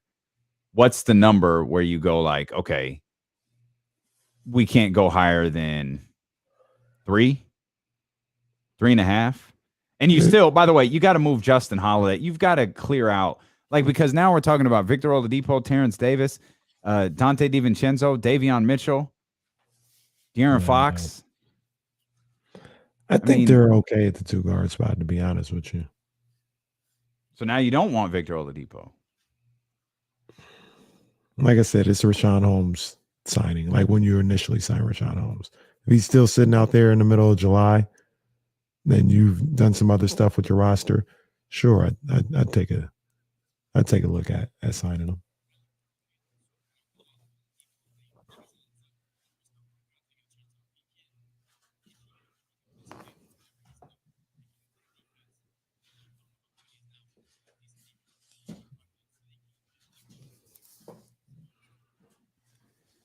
He was good last night. That's for sure. Really good last night. And there's also, there's got to be there could be a desire by him, like, man, I would just rather stay in Miami and rock here. Mm-hmm. Like, I'm not. It kind of like, where is Victor Oladipo at in his mental state? Wow. You know what I mean? Is he like, I want to try to get back to being that guy. I want to get back to being the guy who was selected for the Olympic team. I want to go back to being the guy who made all-star teams. Like, I want to work my way back up into that position over the course of the next, year, 2 years, 3 years, or whatever it may be. Or is it, I'm in Miami, man, it's all good. I'm in Miami. If Miami will have me back, I'm going to keep rocking. I know there's been all of this talk about him and Jimmy Butler. There's talk about Jimmy Butler with everyone that exists. So you take it with a grain of salt here at this point. Jimmy Butler ain't in Chicago anymore. Jimmy Butler ain't in Philadelphia. There's one ruling hand in Miami, and Jimmy Butler ain't going to get. There is not a person in existence that has gotten the best of Pat Riley in these types of situations, and Jimmy Butler will not be the first. As great as that Miami organization has been, and Pat Riley, and it's super well run, they don't seem to get a lot of free agents. Right? People talk about Miami. Jimmy was a free agent, wasn't he? Jimmy was a free agent, but that's like, I feel like, in LeBron, it's like the only ones. Like those are three pretty big names, though, aren't they? Those are 3 huge ones for sure. But you think about it like nobody else. Well, how you just mentioned, like, I might as well just stay down here in South Beach and just do it. People don't really just. It's not what you would think. Okay. Again, forgive me. I'm not sharp today. I didn't mean framing it as South Beach. I meant framing it as just Miami Heat team. This is a Miami Heat team. Well, it's a team that could in 3 weeks be in the NBA Finals. Mm-hmm. True. That's what I meant. Very true. True. Like, why go to Sacramento or go to a place where I might have a bigger role if my drive isn't it? I recognize the limitations that have been placed upon me because of the last 3 years. I think when I'm in a position to be able to help a team, if I need to dust off, the all-star form when Jimmy Butler is out or when the situation presents, like, I could do it. But I think a lot of athletes, especially ones who have gone through multiple injuries, one after another, they recognize, maybe I might not be able to do things the way that I used to. Yeah. The answer to that question, though, is, in my opinion, is because they just don't play me that much. I stay here, I'm not going to play. Like I don't want to say the only reason, but one of the main reasons why he played so much yesterday is because Kyle Lowry was out, and he didn't play in this series until Kyle Lowry got hurt. Right. So that tells me he wasn't really in the plans. He wasn't in the rotation unless injury happened. So that would be the argument against staying in Miami. But everything that you laid out makes perfect sense. Shout out to Thomas G90, who, I mean, this is spot on. This is a hell of a call by him. When I asked the question, is Victor Oladipo better than Terrence Davis? He just simply said, "Is that a trick question?" Well, that's is that honestly? I don't know. Is that a trick question? Like, yeah, hey man, y'all gotta chill on Terrence, man. Everybody's so quick to talk about how somebody better than Terrence. I remember I was the only one saying he's better than Buddy Hield, and it's crazy. It was crazy talk. Wait, okay. Because the comments were like, Victor Oladipo way better. Like it was 100% Victor over Terrence, and I don't think it's that. I don't think it's that. When did we have the Victor Oladipo Terrence Davis conversation? Just now, when I asked, not you, when I asked the question on the show 5 minutes ago in the chat, it was like, yes, he's Victor Oladipo. Oladipo is? Oh, yeah. How can we? He played 8 games this year. Terrence Davis barely played more than that. What are we talking about? What are we doing? TD can go, man, but he's got injury concerns for sure. Like I think he's a good ball player when Oladipo he plays. Or Terrence Davis. Terrence Davis. In this case, I don't think Terrence Davis. Does Terrence Davis have concerns? I mean, I know he was injured, but I don't. He was injured pretty much all year. Well, yeah, he had an injury that took him out for the year. I'm not concerned about. But before that, he had ankle injuries, and didn't he have a knee situation before that? Some of it was he just wasn't playing. Like they weren't. I don't know what Gentry and Walton were doing, but that's the story of the 2021-22 season. I don't know what Walton and Gentry were doing. When season in review comes on NBA TV, the 2021-22 Sacramento Kings. I don't know what Walton and Gentry were doing. No, it's oh boy puking. That's just the video. You want a synopsis of the Kings season? Drunk fan right here, front row, puked on the floor. Walton was fired the next day. That's the season. King Voss, you're good. This is a bad take. TD hasn't been very good. What? No, stop. When he plays, he's a good ball player. Stop. All right. Well, another storyline to answer the question. I'm intrigued by Oladipo. I forgot what the question was. Well, what you want Oladipo here? I'm intrigued by him. I'm not as certain as Jesse is, but I'm. Oh, Jesse's certain. Jesse ain't been this fired up in 24 hours. You're right. I was gonna say. Well, he ain't been this fired up for something non-Boston Celtics related in a while.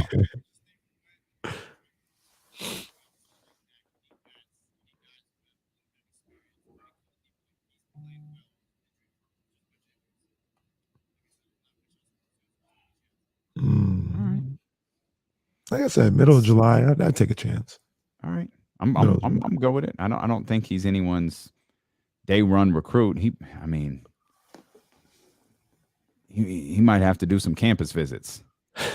You know what I mean? He might have to hang out with the Pete Youngmans around the league and say, "Hey, let's poke and prod you here for a little bit. See how you're feeling, Vic." Can y'all help me out? 916-349-1320. Our brother Mitch in New Jersey. Mitch, what's happening, man? How's it going, Damien? Casey, how are you?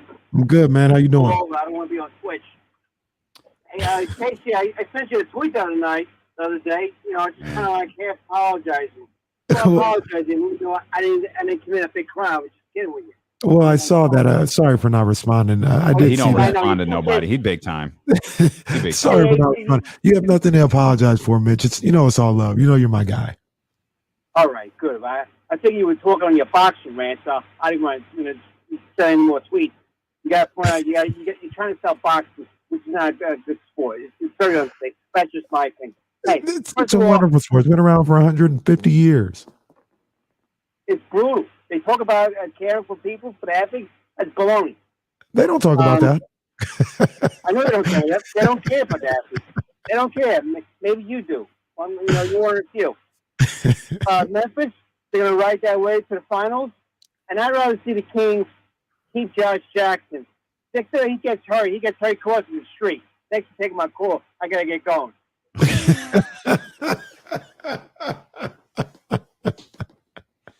I feel like Mitch lives for these moments.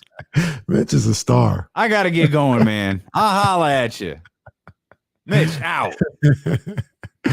Mitch out. Mitch is a star. He'd rather keep Josh Jackson, I think is what he said there. He'd rather keep Josh Jackson than sign Victor Oladipo. Okay. I wouldn't mind keeping Josh Jackson either, though, to be honest with you. We all know. Believe me. Victor We all Oladipo. know. We all know how you feel about Josh Jackson. I'm just look, man. I'm just saying, Kings need to develop somebody at some point. Look around these playoffs. Look at all these other people that are developing players that they get them off the street. They put them on their G League team, and all of a sudden they're making moves in the playoffs. Mm-hmm. And the Kings are like, well, Robert Woodard, Bob. Hey, Well, maybe Bob Woodard. Find somebody. Stop wishing for. Look, take care of the wish upon a star. Try and get your star, your John Collins, and all this other stuff. But you also got to find your Vanderbilts. You got to find your Nas Reeds. You got to find your Alvarados, your Herb Jones. All right, you got to get some of those guys too. No they ain't argument. hit on none of them since. No argument. I don't have an argument for that at all. I got distracted, so forgive me. I'm watching your New York Mets and St. Louis Cardinals. Well, you missed the fight. Oh, they were fighting. And this looked like a real one. Like this was a full on all of these thugs all over the place. This was a bench clearing brawl. I can't stress this enough. If by some chance a professional baseball player is listening to this program, you look like a monumental ass when you go sprinting out of the dugouts, when you go sprinting out of the outfield. You look like an absolute idiot. Like, I cannot stress this to you enough. You look freaking ridiculous. Running in your stupid little baseball uniform from like how many ever from 500 yards away, trying to get into this skirmish that inevitably is going to be over by the time you get to it. Y'all need buzz cut gray shirt from the game the other night. Y'all need him out there just like T-arming everybody, saying no, don't run out here because you look stupid. Stay here, save your energy, because it's going to take you longer to walk your out of shape ass back here to this area than it's going to take you to get to the home plate where inevitably this fight broke out. They want the smoke. Baseball fights are so stupid. Baseball fights are so stupid. They're so stupid. Come on, man. Watch this video back and tell me they don't look. I should have known it was Nolan Arenado. They look ridiculous. They look ridiculous. They all look ridiculous. Every single one of them. They're all just standing there, and then all of a sudden, everybody wants to run out of the dugout. Well, something was said. The dugout, whatever. This is the bullpen in the back. Like, y'all are just. Well, what you want the people in the bullpen to do? Stay there. They can't stay there. Their teammates are fighting. It's time to go. Like, I gotta run out there. Somebody got thrown on the ground. Let's be clear for those. Let's be clear for those on the Odyssey app in 1320 AM. They're fighting with quotation mark. They're pushing each other around. A couple of guys rolling on the ground. I guarantee ain't one punch here. Remember when Derek Lee threw a punch at somebody? He like purposely missed. He threw a punch like it was a wild pitch. Ain't no baseball player. Well, except one. What's old boy's name? Who's the dude? There's only one baseball player who's trying to fight. I don't know. There's been some good brawls. These dudes ain't trying to fight. These dudes look stupid. Stop. I know everybody goes to Nolan Ryan, but Bryce Harper was out there trying to fight. These dudes look ridiculous. Poor Pedro got beat up. Didn't Pedro beat up an old man? They threw down Zimmer. Zimmer shouldn't have been out Pedro out here assaulting senior citizens. And what the hell was he doing? What was Zimmer doing anyways? That's why he shouldn't have been out. That's why he got thrown. He out there attacking Pedro. Pedro had already gotten smacked up a couple years earlier. He was on edge. That's why you look stupid when you run out of the dugout like that. What's better fights? Who has better fights? There ain't no basketball. There ain't no good fights. Don't fight. There's some good fights. You can't say that. There are some good fights. You seen Hunter Strickland and Bryce Harper? These are stupid. These are stupid. These are all they're all dumb. They're all dumb. I expect 20 think pieces about how baseball has gotten out of control because of these brawls. Jesse says hockey's the only sport that does fights right. I think those are stupid. All right. I think hockey. You know what, dude? No comment. Absolutely no comment. We'll come back. Steelo and KC, brought to you by McQueen and the Violet Fog, the smoothest gin in the world, handcrafted in Brazil. First pour comes now on ESPN 1320. They just grab each other's jerseys and circle around on the ice. They'll be really fighting. And I'm not going to fight you on the ice. Let me get my footing and let's really go at it. Let's take these skates off and let's get in the locker room, in the hallway. Ridiculous. Nothing did happen. It got real turned up and nothing happened. Matt George is asking for your contact, Jesse. So I'm sending him a screenshot of your contact information. Yeah. We'll tell him we'll get him right after the break.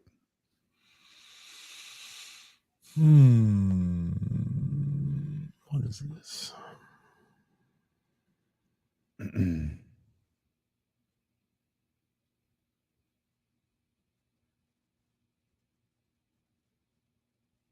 don't know what this is.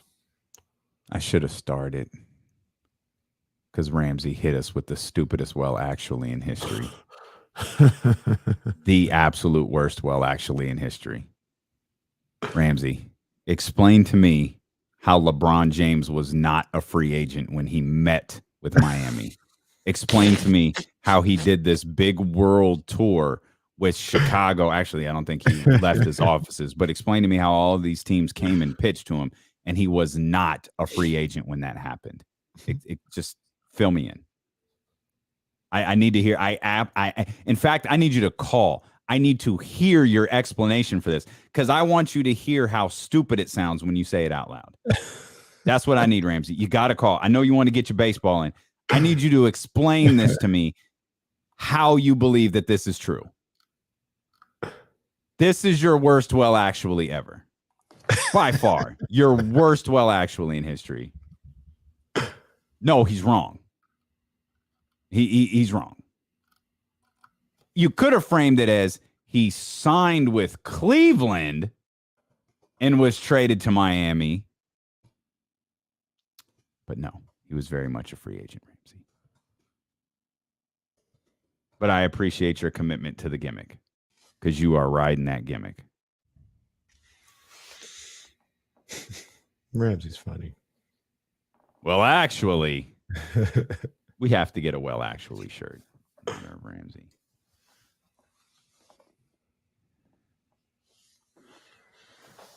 I can't believe I turned from that. I was watching that game and then it got out of control. I said, I'm out of here. Missed the fight. No, he didn't go. No.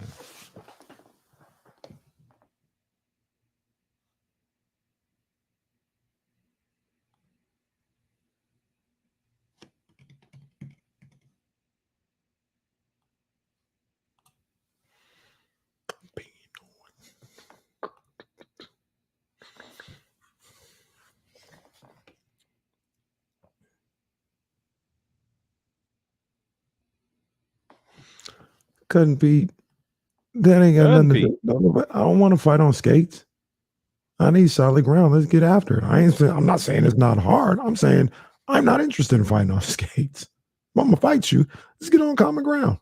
Solid ground.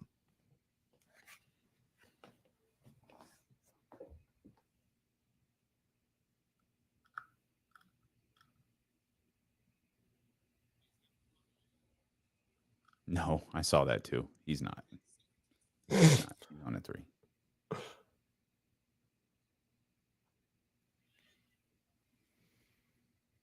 Oh man.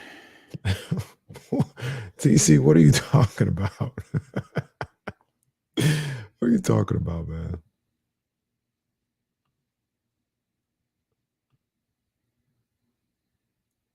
Hey, so let me ask you guys this question. If Isaiah Stewart got his hands on LeBron, you think you really would have just like went off on him? No, I don't think so either. I think there was.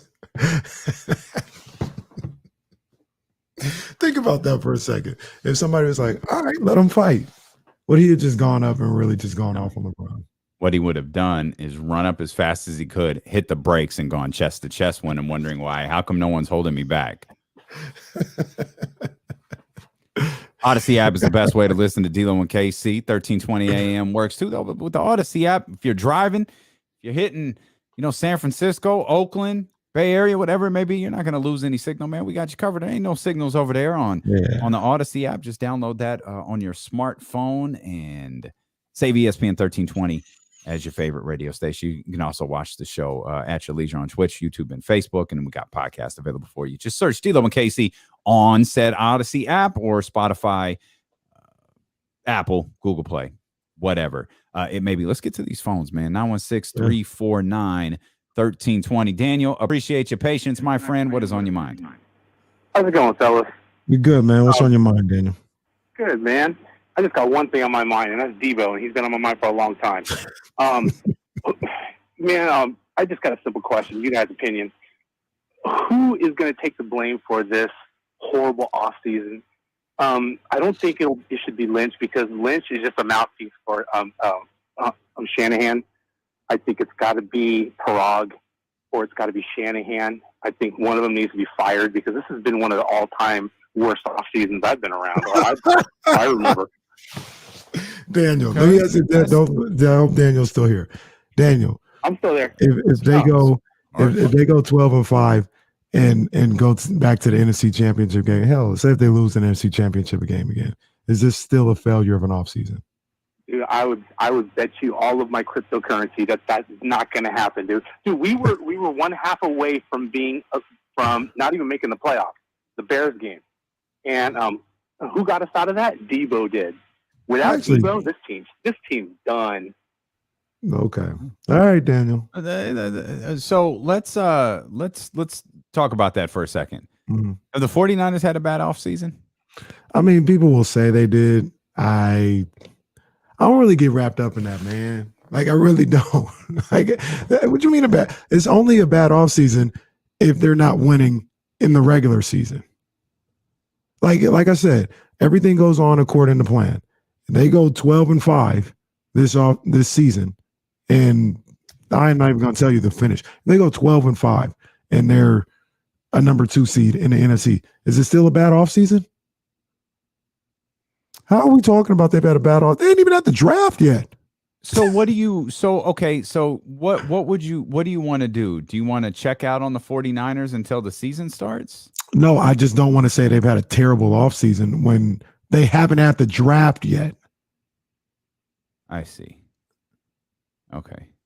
So you won't evaluate what the Kings do this offseason until the games start. Yeah, because what about this? What if they do everything that I want them to do? Yo, this is the best offseason I've seen in 20 years from the Kings.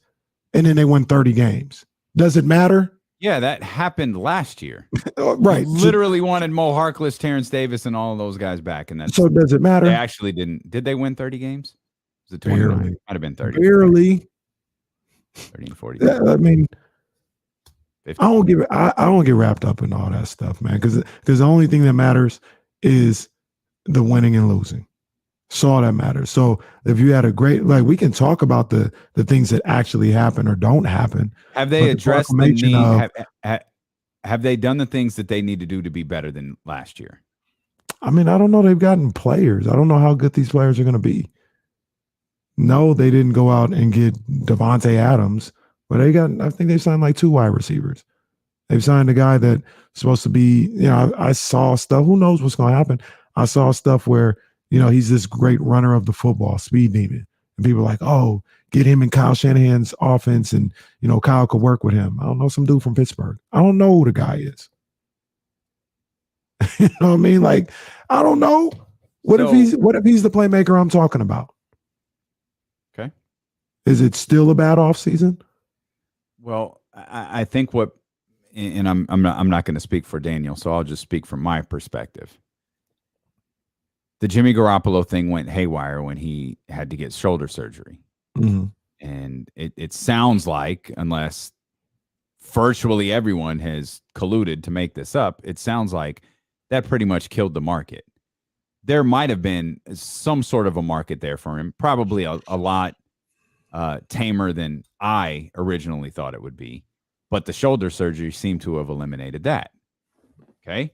Now you still got Jimmy Garoppolo on your roster. And no matter how many times John Lynch says it, or Kenny Caraway says it, or Kyle Shanahan says it, or whoever wants to say it, Jimmy Garoppolo starting the season on the San Francisco 49ers roster is going to be a bit uncomfortable. There's no way it's not going to be. It's going to be a bit awkward for him to be there. And he's going to be a very highly paid backup quarterback. So you've got that situation. Of course, that may not happen. This is just in the moment. This is right now, April 27th. That might not happen. Mm-hmm. Now you've got this Deebo situation looming over you that no one seems to be able to pinpoint. No one seems to be able to fully explain to us. Now we're getting reports that, it's something personal.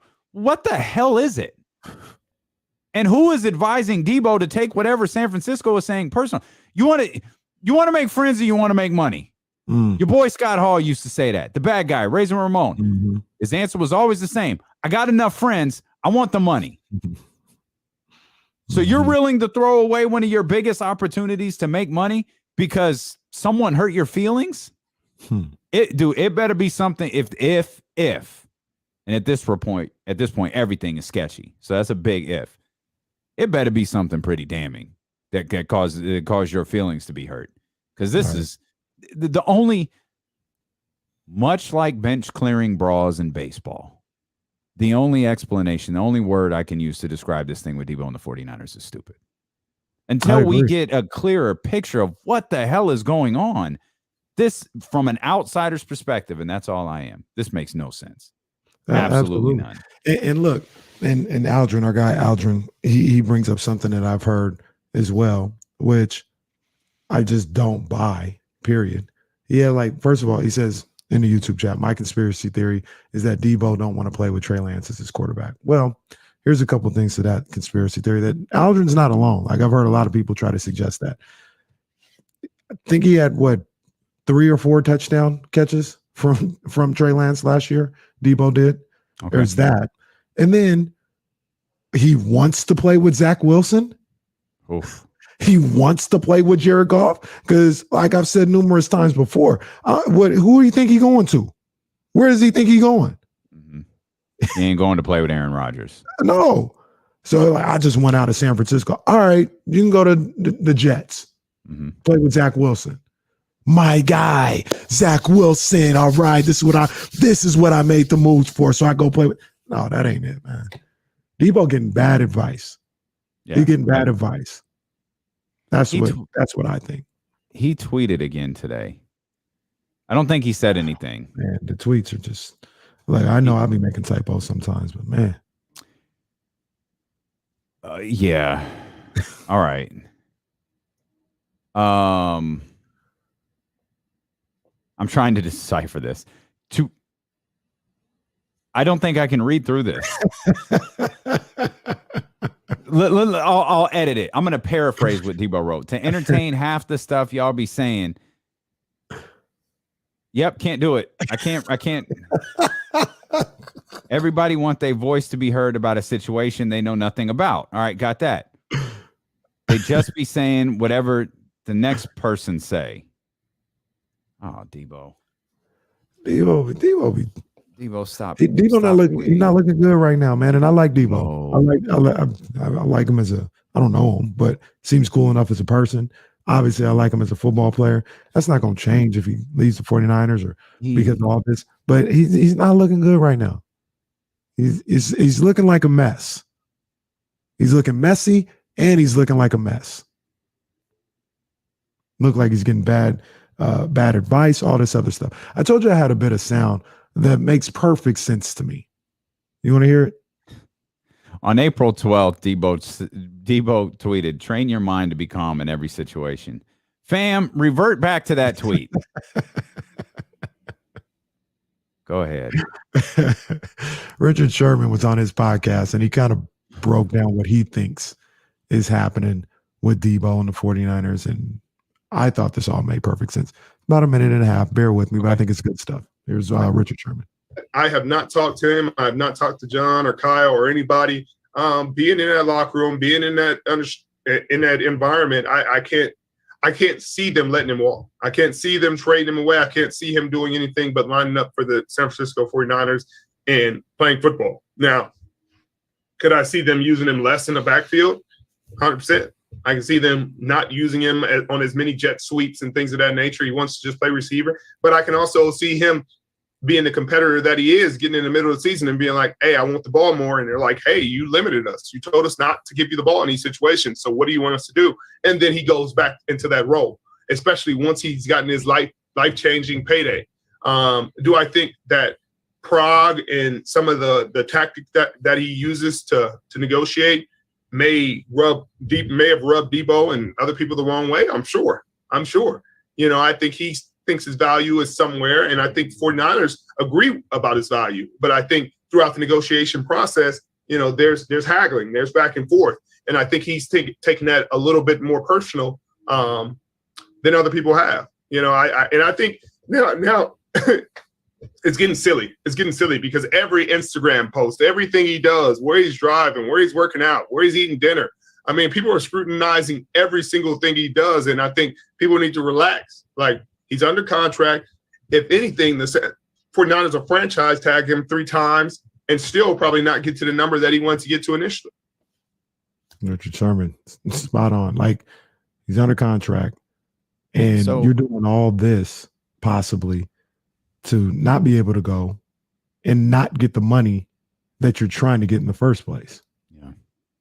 It's all about the money, baby. That's not that wasn't my main takeaway from that. My main takeaway was him talking about the tactics that are used. And that's, I don't think that's unique, by the way, to the San Francisco 49ers organization. I think most general managers, or whether it's the general manager themselves or they appoint a guy to be the bad guy and negotiate these difficult deals and tell you that you're not worth this and you're not worth that, and you have to fight for it, and you got to use player comps and you got to do all of these other things. The part that stood out to me in that clip that you played from Richard Sherman right there was him talking about the haggling and the tactics that Prague could use during these types of negotiations, and how it's quite easy to take them personally. And be upset by them. Why the 49ers? In the negotiating room, on the other side of these particular guys. He knows exactly how they go about things and how the game is played with them. And, I always, that's just a part of business that I don't quite understand, right? It's businesses are always trying to save money. They don't want to pay you what you're worth. They want to pay you as little as they have to.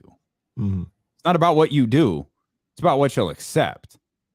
So if you don't make any noise and you just go out there and you play for a couple $1 million, ain't nobody going to go, no, you were 20. Oh, you going to play for 2? Okay, cool. I can use this 18 for something else. It's part of negotiating. It's part of business. And man, it's a tough road when you take that stuff personally.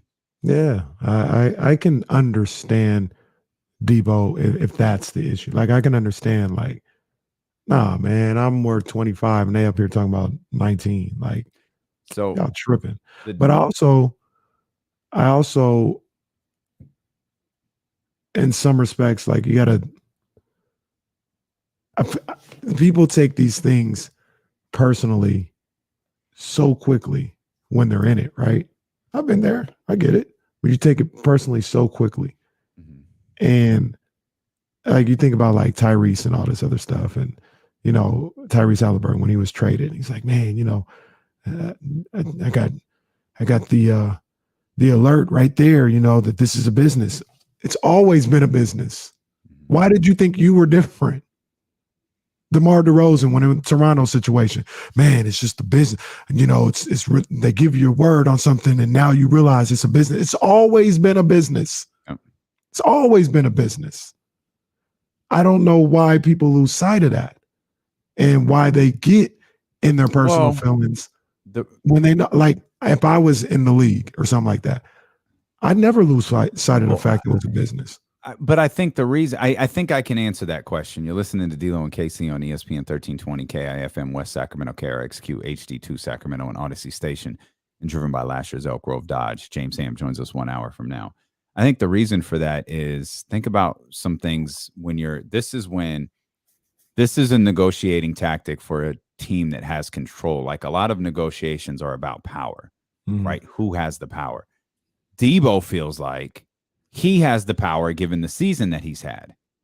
Maybe he was gassed up by his agent at CAA saying, you had the season that you had last year. You are the reason that team went where they went. This is the time. You have the power now. From the 49ers perspective, they're looking at it like, let's check this sheet here. Got a year here, franchise here, franchise here. No, Mr. Agent, you have no power. We still have control. Think about it from the other side. I'll always use this as an example. Think about Blake Griffin. Blake Griffin's a free agent. He's got his jersey up at the Staples Center. And this is, you know, we want you to be, you are Mr. Clipper. We want you to be here for the next 5 years. And you're going to retire here. And you're our guy. This franchise is about you. Oh, and you have the control. You're the free agent. Oh, man. Okay. I've been here.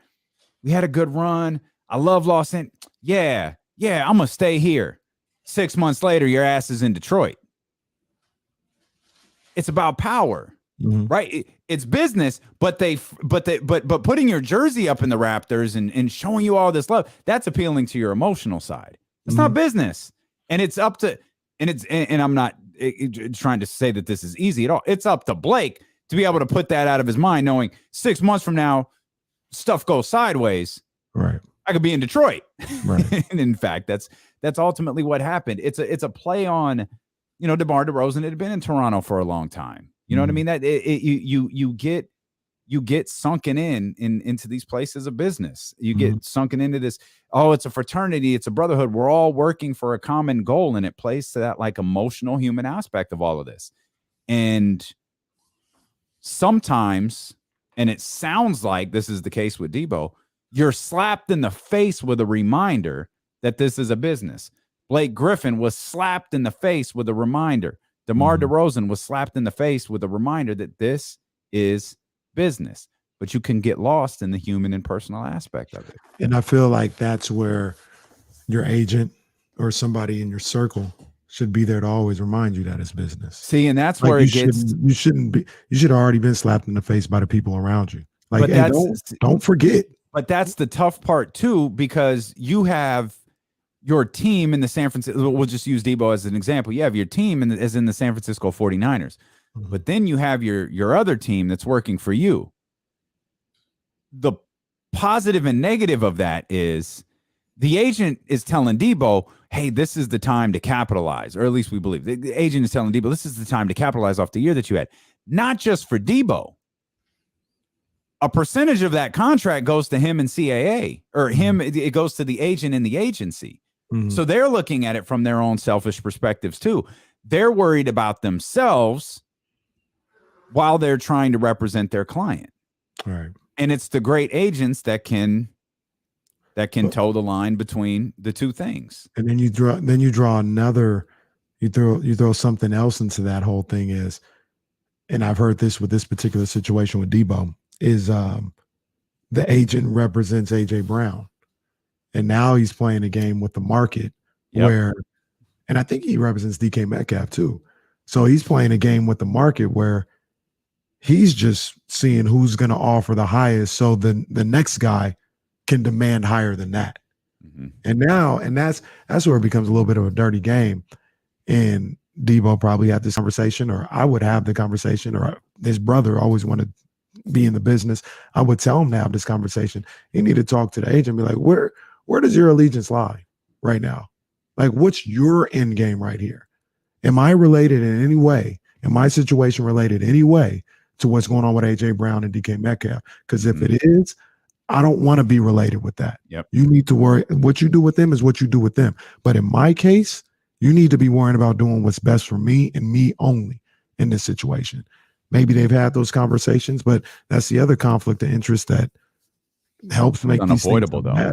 It's unavoidable. Like, it happens. Like, I watched that stuff firsthand on the broadcasting side.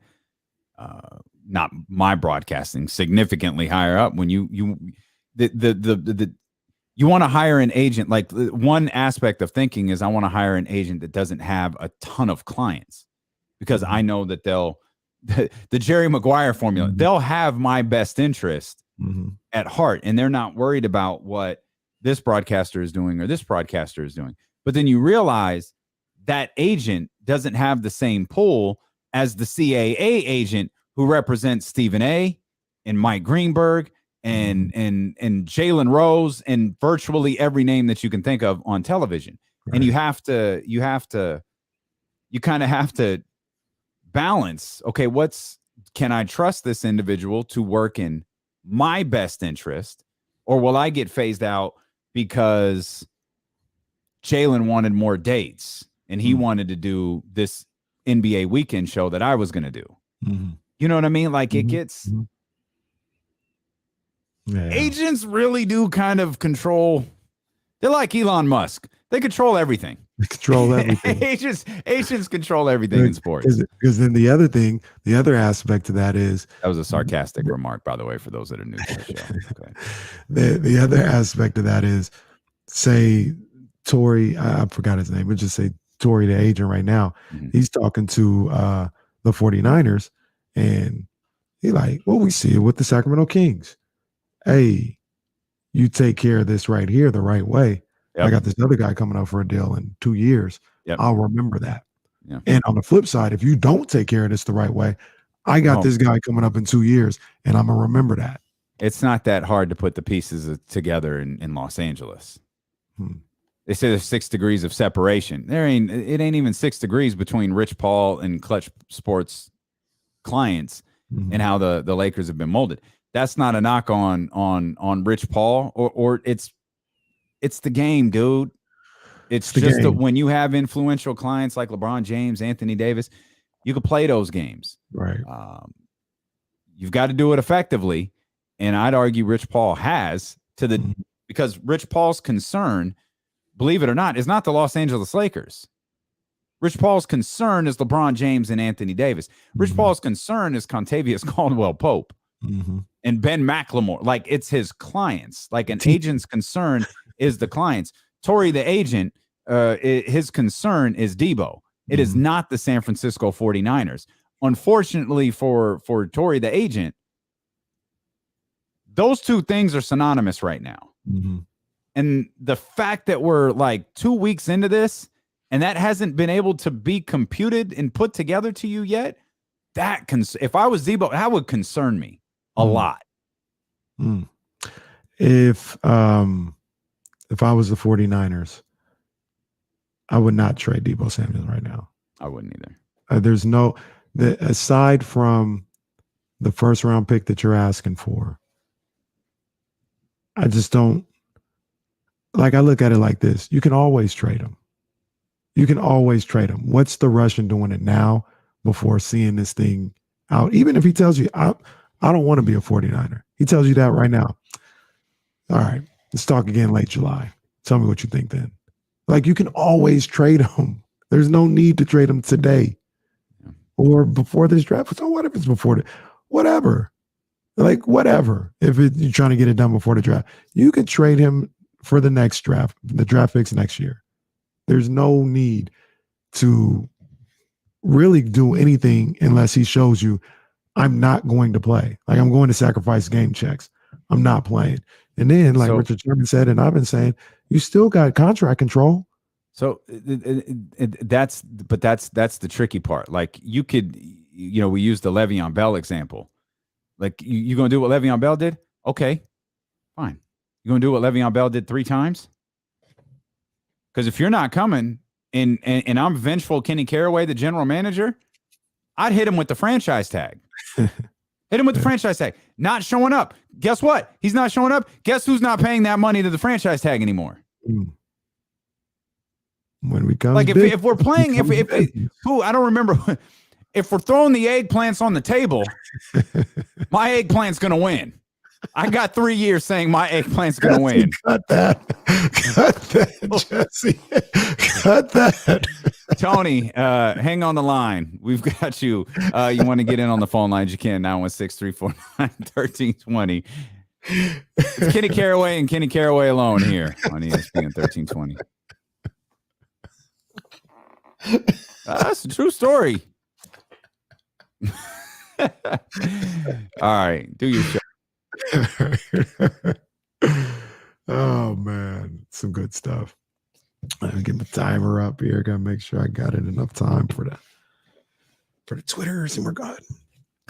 AAA 13th round with your main man, Kenny Caraway. Shout out to my people over at Meister Watches, Ryan and the whole crew doing what they do. And we talked about it a little bit yesterday. I had to talk about the ridiculousness that was Eddie Hearn and everything that he was saying. But I mentioned it.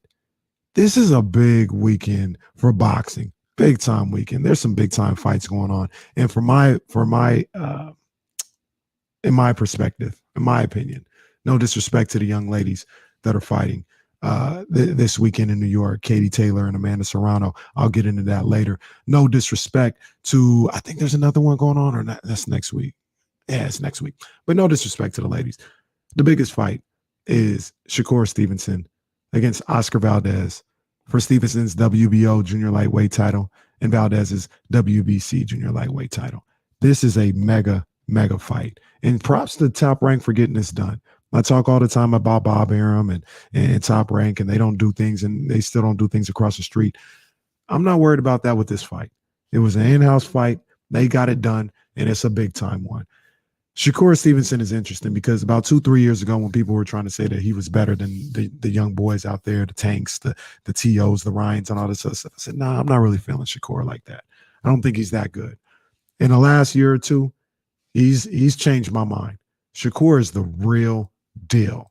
And along with somebody like Boots Ennis, I mean, you can even put Virgil Ortiz in there. I think those 3 guys are the future of boxing. Shakur, Boots Ennis, Virgil Ortiz. Shakur is special. And Oscar Valdez, I wasn't impressed with his last performance against Conceição. And who knows what happened in that performance before when he knocked out, I'm drawing a blank on who he knocked out senseless in knockout of the year candidate. I think Shakur Stevenson gonna mop the floor with this dude. I think he's going to put in work on Oscar Valdez. I think Oscar Valdez is going to try and attack him and crowd him and all this other stuff. And I think Shakur is going to make easy work. And I repeat, easy work of Oscar Valdez. Shakur Stevenson wins by decision, unanimous decision.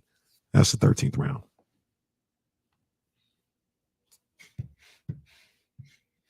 I like Oscar Valdez. I think he's a good fighter. I don't think he's on the level of Shakur. I don't think he's there. I mean, Dr. David, Shakur, that's about as good as he can do right now.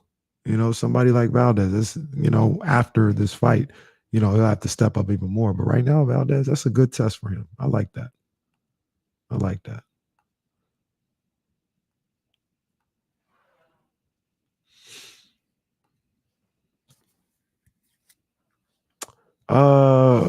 hey, man, don't mess with Mike Tyson. That's my thought. Leave that man alone. You say hi, say, hey, Mike, and leave it at that. You mess with him, he's not these other celebrities. He'll smack the hell out of you. So, yeah, leave him alone.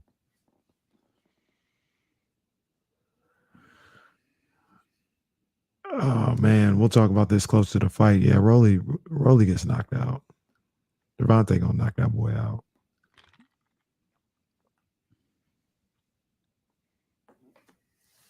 I mean, Stephen Brown ain't wrong. Stephen Brown ain't wrong. Can y'all hit the thumbs up, please? Hit the thumbs up for the eggplant one time.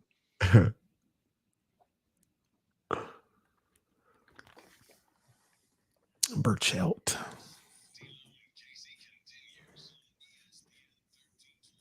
James Ham coming up at the top of the hour. It's D'Lo and KC, brought to you by McQueen and the Violet Fog, the smoothest gin in the world, handcrafted in Brazil. I do want to mention one other thing. I'm always in what's in the best interest of the players, like always. And even in a situation like this, what's in the best interest of Deebo Samuel. And then when this story broke and we first kind of talked about it, and then as days have gone by, I can't compute a situation, a football situation, where playing outside of San Francisco right now is best for Deebo Samuel, the player. Because, again, with the 49ers having so much control, like if he was a free agent, went and signed in Green Bay and he felt that that's better, or went and signed in Kansas City because he felt that that's better, like, cool, fine. Like, I get it. But right now, I just don't see a situation where Deebo Samuel playing football outside of San Francisco is in his own best interest as a football player. Personal, I can't speak to anything else other than him as a football player. You've got a really sharp coach. You've got a team that's going to constantly try to put out a winner. You've got a lot of really good things going for you. And with the thought of playing with Zach Wilson, or, I'm sure Zach will improve over last year, but like, you don't want to be the guinea pig to find out with, all of the, Jared Goff in Detroit. Oh, man, it's like Prison Mike. You got a good life. I know you don't get that reference because you just don't, but like, you've got it good here. Like, get this figured out. Yeah. And on top of that, don't mess around with the money. Don't mess around with it. You got it sitting right there for you. I know maybe it's not a perfect situation for you. Maybe, football wise, it's not perfect, or personally it's not perfect, or whatever the case may be. But you got a lottery ticket that you just won the lottery, and you're about to, at least like a $40 million jackpot. Man, just cash in the lottery ticket and deal with everything else later. Yeah. Like, don't take I don't know. Like I said, man, I understand doing everything that you can to, make sure your leverage is as high as it is, and using that leverage or whatever. Yeah. But if it was me, I'd be signing today. Yeah. $40 million right there. Got that money. If that's the real money, like professional athletes as a whole, but man, really professional football players don't turn away from guaranteed money. Especially if it puts you in the top 5 of your position, and you're younger than the other 4, man, that money is out there for you. Like, he has everything. And I know we always talk about, what if, you get hurt or your play tails off, what happens for the next contract? What if you don't? What if you exceed it? What if you reach all the expectations?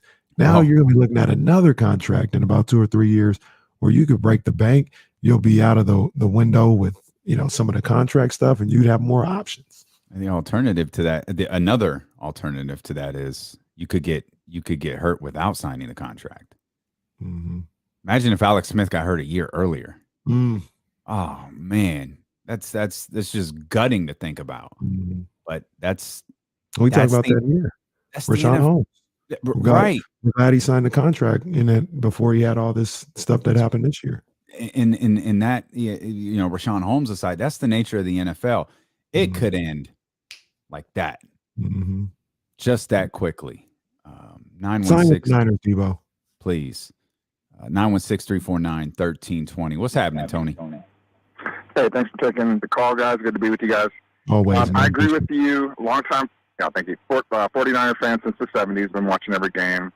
I love Deebo Samuel as a player. Who wouldn't? I mean, Jerry Rice loves him, but he doesn't play like Jerry Rice does. Jerry Rice had 80 touchdowns, over 50 yards. That's one way to spread the field. I had Raheem Mostert on both my fantasy teams, and he lasted 5 minutes of the season last year. So you have to ask yourself, why did they use Deebo that much? They did not have the running backs to run Shanahan's offense. So I have to, as a fan, I want Deebo, and I care about Deebo, and I like him as a football player, not even just a wide receiver. But ask yourself what Bill Belichick would do in this situation. Would he go out and try to show you have your offensive line, you have your defense? Would he go out and try to get another receiver that would spread the field, younger guy, and maybe add 2 or 3 hard knock running backs that can, you can get those guys in the second and third round. And would you do it that way, or would you try to give Deebo all that money and hope that? And why would you need to use him in that situation if you don't shore up your other running back situation? So that's kind of the way I look at it. What is best for the team? I love Deebo as a player, but would Bill Belichick, I'm not a big fan of, but the guy has done it a certain way in New England where he gets players out of there when they have the most value and tries to shore up other areas of the team. I'll take your answer off the air. I appreciate it. Thanks, guys. I would, because there's some guys that you just pay. There's just some guys take care of them. And I understand what he's saying, and Bill Belichick and all this other stuff. I get it, but part of that was because they had Tom Brady. And Tom Brady, if there was ever somebody if Tom ever wanted the money, you pay Tom Brady. You pay him. And I'm not saying Deebo is Tom Brady, but he's one of those types of guys where you pay him and you nickel and dime it everywhere else. But the guys that they've locked up already, Kittle, Fred Warner, they're gonna lock up Bosa when they get the opportunity. Deebo's on that list. Those are guys that you pay and you make sure they're good to go. Trent Williams, that's a guy you pay. Also, remember, we're talking in the realm of professional sports, not like in the realm of our own bank accounts. What else are you going to do with this money? Like, you literally have planned for this. You've allotted for this. So I'm with you in the sense, Tony, I'd pay Deebo because I think all of the other things that Tony was talking about, I think those things are going to happen anyways. Right.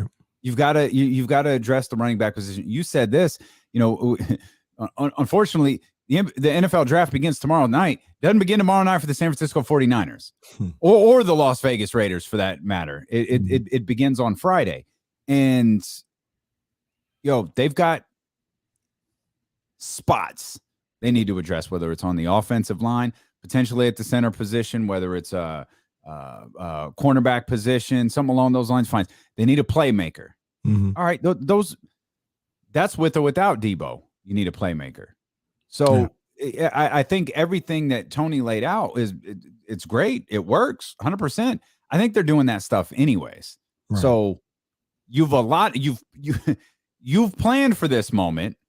Figure out a way. You're not losing anything off of Nick Bosa's contract because that's really all you're thinking about here at this point is making sure that he's locked up when it's time next year and get this done. And it doesn't. And again, and I hate to take this stance. It doesn't sound like this is about the San Francisco 49ers. Right.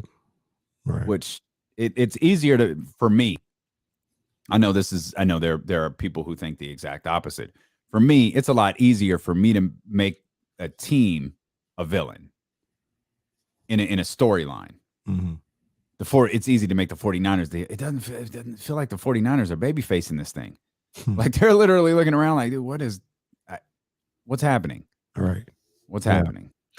And the other thing about, paying Deebo and the offense and all this other stuff, there's the other part of me that, look, I know this is going to sound contradictory, but Kyle Shanahan and he'll figure it out. Like if they don't have Deebo, like me and Kyle were saying the other day, they're going to average 28 points a game regardless. How they get it, how difficult it is to get there or easy, that may fluctuate. But he's going to find a way to score. It's just easier with a guy like Deebo. You know, it puts everything into place. And that's why you go out, like I mentioned, this draft or trading or something like that. You go out and you get a guy that was going to complement and make life easier for Deebo one way or another, whether it's another receiver or another running back. They kind of, you can say this is part of bad personnel or whatever, but part of the reason why they did that with Deebo is between Mostert going down and Trey Sermon getting hurt, they didn't have no more running backs left. If it wasn't for Elijah Mitchell coming out of nowhere, they would have had no running backs. Yeah. Didn't they signed a running back, like a random running back last year that like they did. They did. I remember us talking about exactly who it was. It was a veteran running back, wasn't it? Yeah.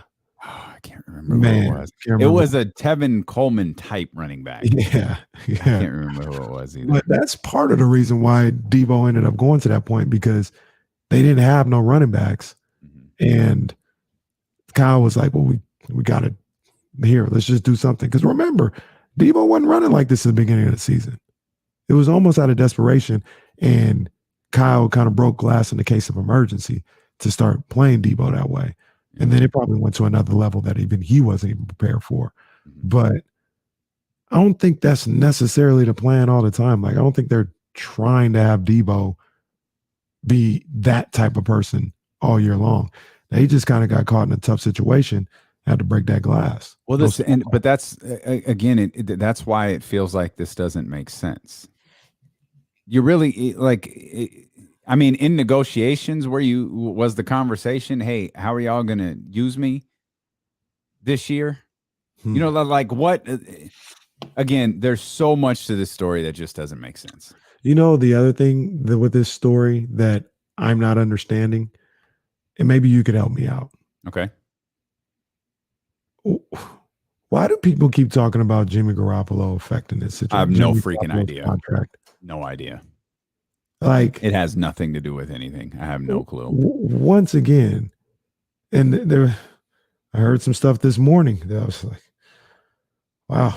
I mean, this guy knows more about football, more about the structure than I do. I can tell you that, but dead wrong on this one.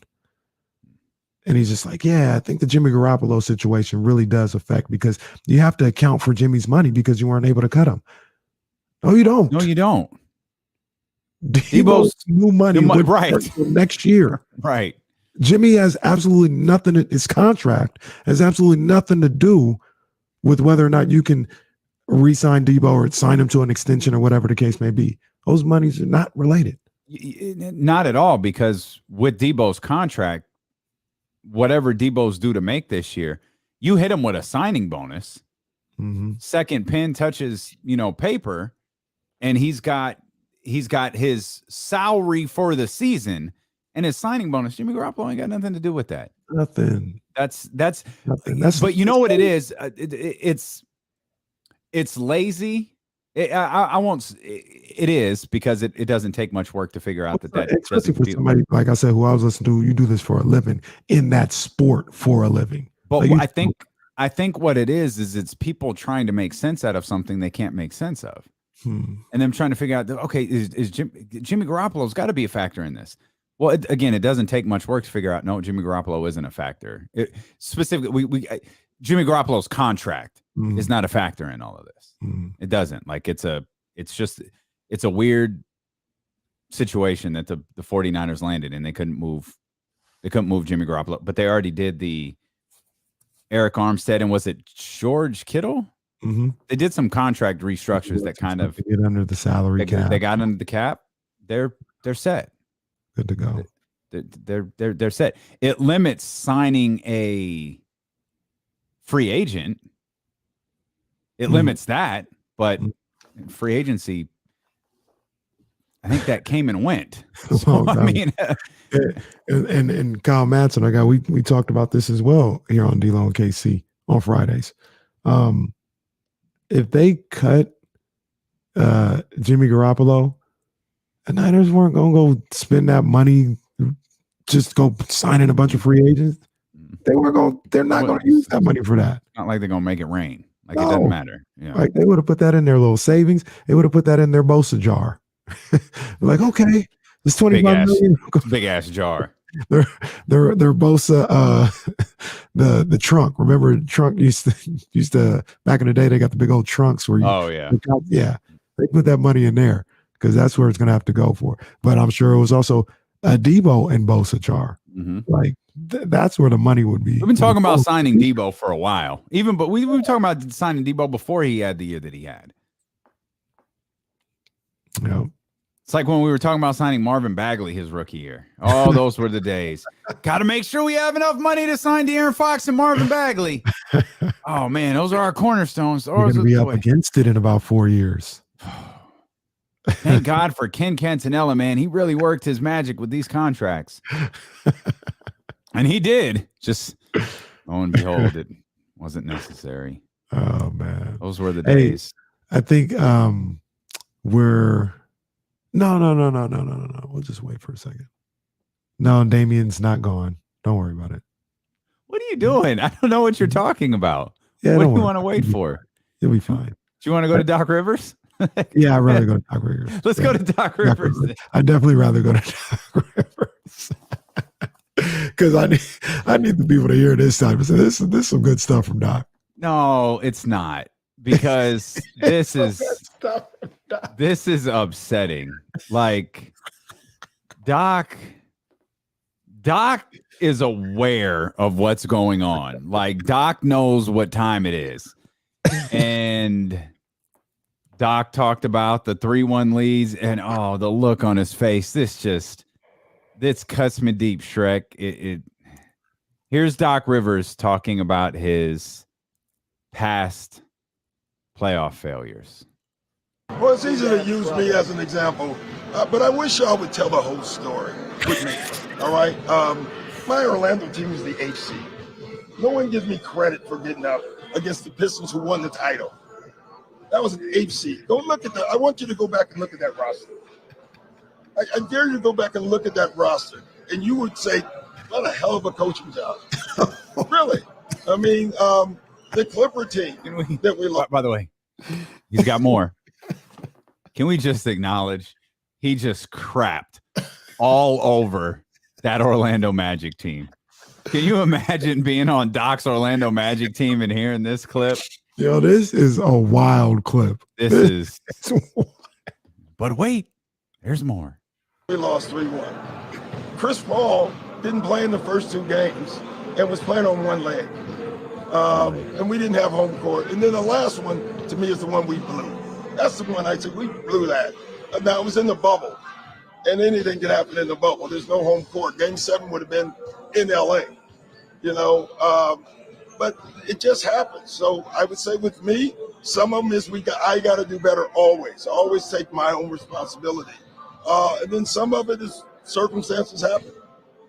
This one, let's win it, and we don't have to talk about it. Can you imagine, like, fam, this is a 3-2 series lead. Can you imagine how on edge Doc will be if Toronto can do us a favor, if Canada can bail us out one more time and just give us a game 7? I'm really mad they don't play tonight. Like I want that game tonight. Oh, I need it so bad. I need Doc. I love Doc Rivers. I need to see a game 7 just because if that's game 6, Doc Rivers, I need to see game 7, Doc Rivers. Doc wasn't having it though. Doc on move some I think I deserve more credit than that. I really do. I mean, people say that, but they don't ever talk about the context. It's easy to use me as an example, but I wish y'all would tell the whole story. Oh, man. I love Doc Rivers. Doc had been thinking about this. This has been on his mind. It's easy to use me as an example, but I wish people would tell the whole story. Your Doc Rivers is funny. It does make me laugh.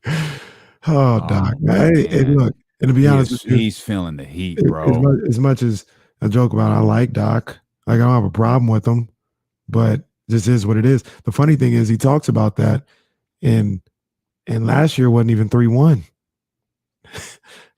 Last year was just a fail. Mm.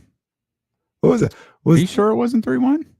No, because they got down 3-2. They won a big game 6 in Atlanta, brought it home, but they lost. Oh, I'm sorry. I was thinking of of the bubble. They lost 2 games in Philly or 3. I think they might have lost 3 games in Philly. Wow. If they did, wow. They did lose 3 games in Philly. They lost game 1, 5, and 7. Wow. Oh man. I have a unique conundrum. Uh-oh. I like Doc Rivers, and I'm not Kenny Caraway. I root for Doc Rivers. However, Doc Rivers' failure is also James Harden's failure. Oh boy, you got that Deebo's agent conflict of interest going on here, which brings me, and I think James Harden's failures are the only professional athlete's failures that bring me joy. I'm not proud of it. That's sadistic. I'm not proud of it. I know I have a problem. I understand that. But I'm so conflicted on what to do here. Because playoff James showed up in full force the other night. And it's like, oh, if I could just continue to tell that. Because we know what time it is. I can't see James Harden win a ring. We all know why. You're not going to make me say it out loud. We're not going to do it. But I do like Doc Rivers. I don't know what to do. Well, let me help you. I don't know what to do. What do I do? Help me out, partner. You can still get your James Harden playoff flame out. Remember, it's only round. I'm gonna get that. You can still get that, and maybe a sweep to Miami, and Doc not embarrass himself by losing a 3-0 lead. So if he gets through this, Doc doesn't get embarrassed, then they can go to Miami. James could average 17 points a game on 30% from the field. And you can still talk about the flame out in the playoff that happens every year from James Harden. Okay. You can root for the Sixers to win Game 7. I'm going to be honest, though. It'd be way more fun if they lost in the first round after being down or after being up 3-0. I know. Doc will probably be out of a job. But Willie really? Like Willie really? Go. Okay, that's fine. You fire Doc Rivers. What's he going to do? Go coach LeBron James in Los Angeles? Job. Yeah. You go back to L.A.? No, let me ask you a question. If this happens to Doc again, how you going to hire him? I don't even know if the Kings can hire Doc. At this point, Jesus. I don't have the Jesus Christ Jackson drop anymore, but I have to check myself here and keep that same energy. If it happens to Doc again, what is the actual difference between Doc Rivers and Mike D'Antoni? Because I'm critical of teams that hire Mike D'Antoni thinking they're going to get to the next level with him when he's shown that he's incapable of doing that. Doc Rivers has he has the ring. He has some would call it the greatest NBA championship ring in history. And by some, I mean Big Baby, Kevin Garnett, Paul Pierce, and Ray Allen. I think those 4 don't realize that's one of like 18 rings in Boston. They're like the group that won 1 while everybody else won like 5. Yeah, you're kind of a failure. Kind of. In Boston lore, you are in fact a failure. Yeah. But yeah, I wonder.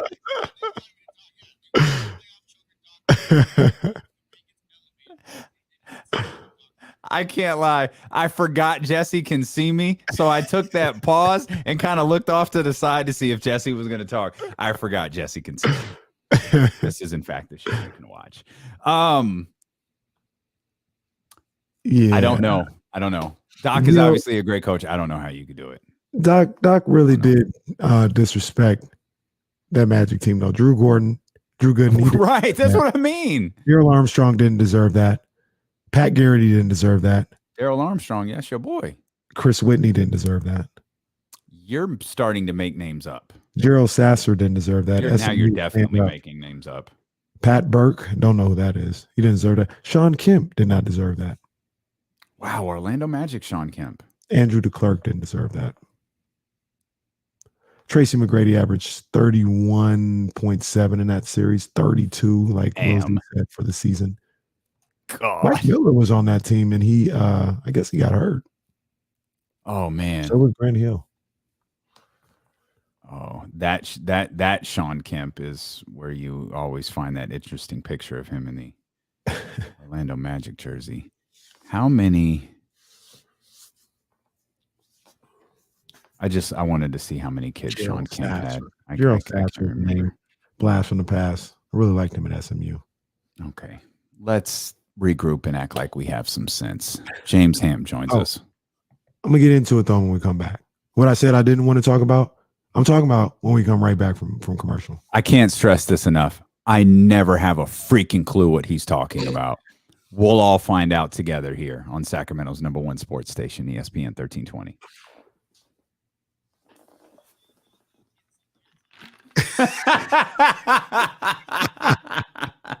I'll be right back. Kenny got that big eggplant energy. He's like, I'm gonna tease it again. That is correct, Cole. He in fact has 7 children with 6 women, according to his Wikipedia page.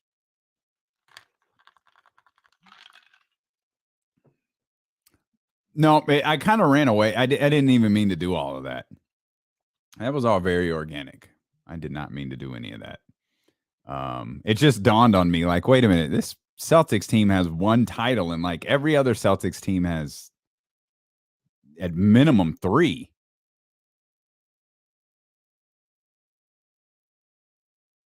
Yeah, 1, 2, 3, 11, 3. That's 14. 15-1. So yeah, there's 3 lurking out there somewhere else.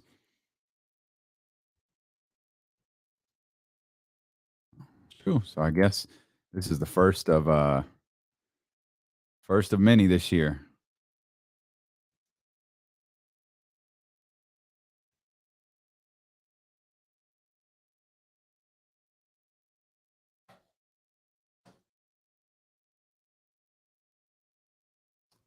I won't take it.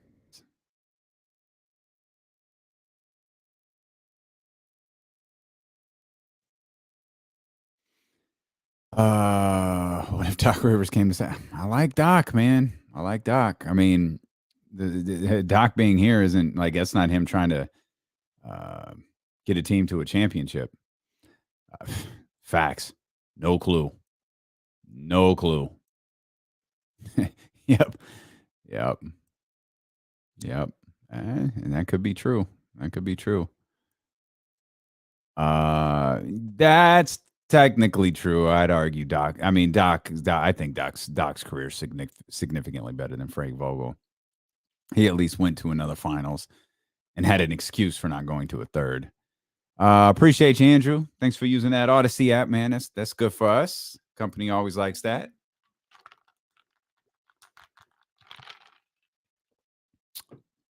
Anyone but a former Warriors assistant. Why? Because of Luke? Well, that's what Mike Malone was. Was Gary St. Jean with the Kings before or after the Warriors? Because I feel like I was thinking about this last night. Thinking, man, I feel like we have a long history of hiring and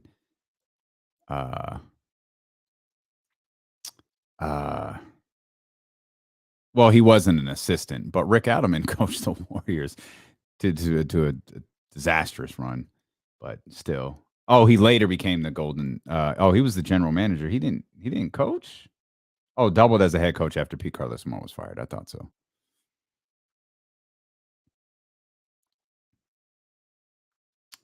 He was head coach to 97. I remember that, and then 99 he joined the Warriors, so he went after.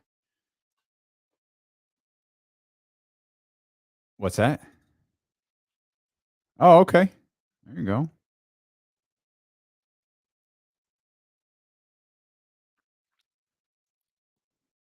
Big time.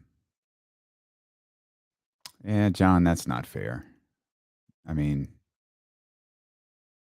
you got to get the most out of those players. That's not fair. That's a good coach, man. They trying to say he's not a good coach? Casey's epic teases. A little bit. That's a good coach. I don't know if he's he's won a championship, so I guess that disproves that. But I don't know if he's like, he ain't Phil Jackson, or Pop or something. I don't even think he's Spo, but he's a good coach, man.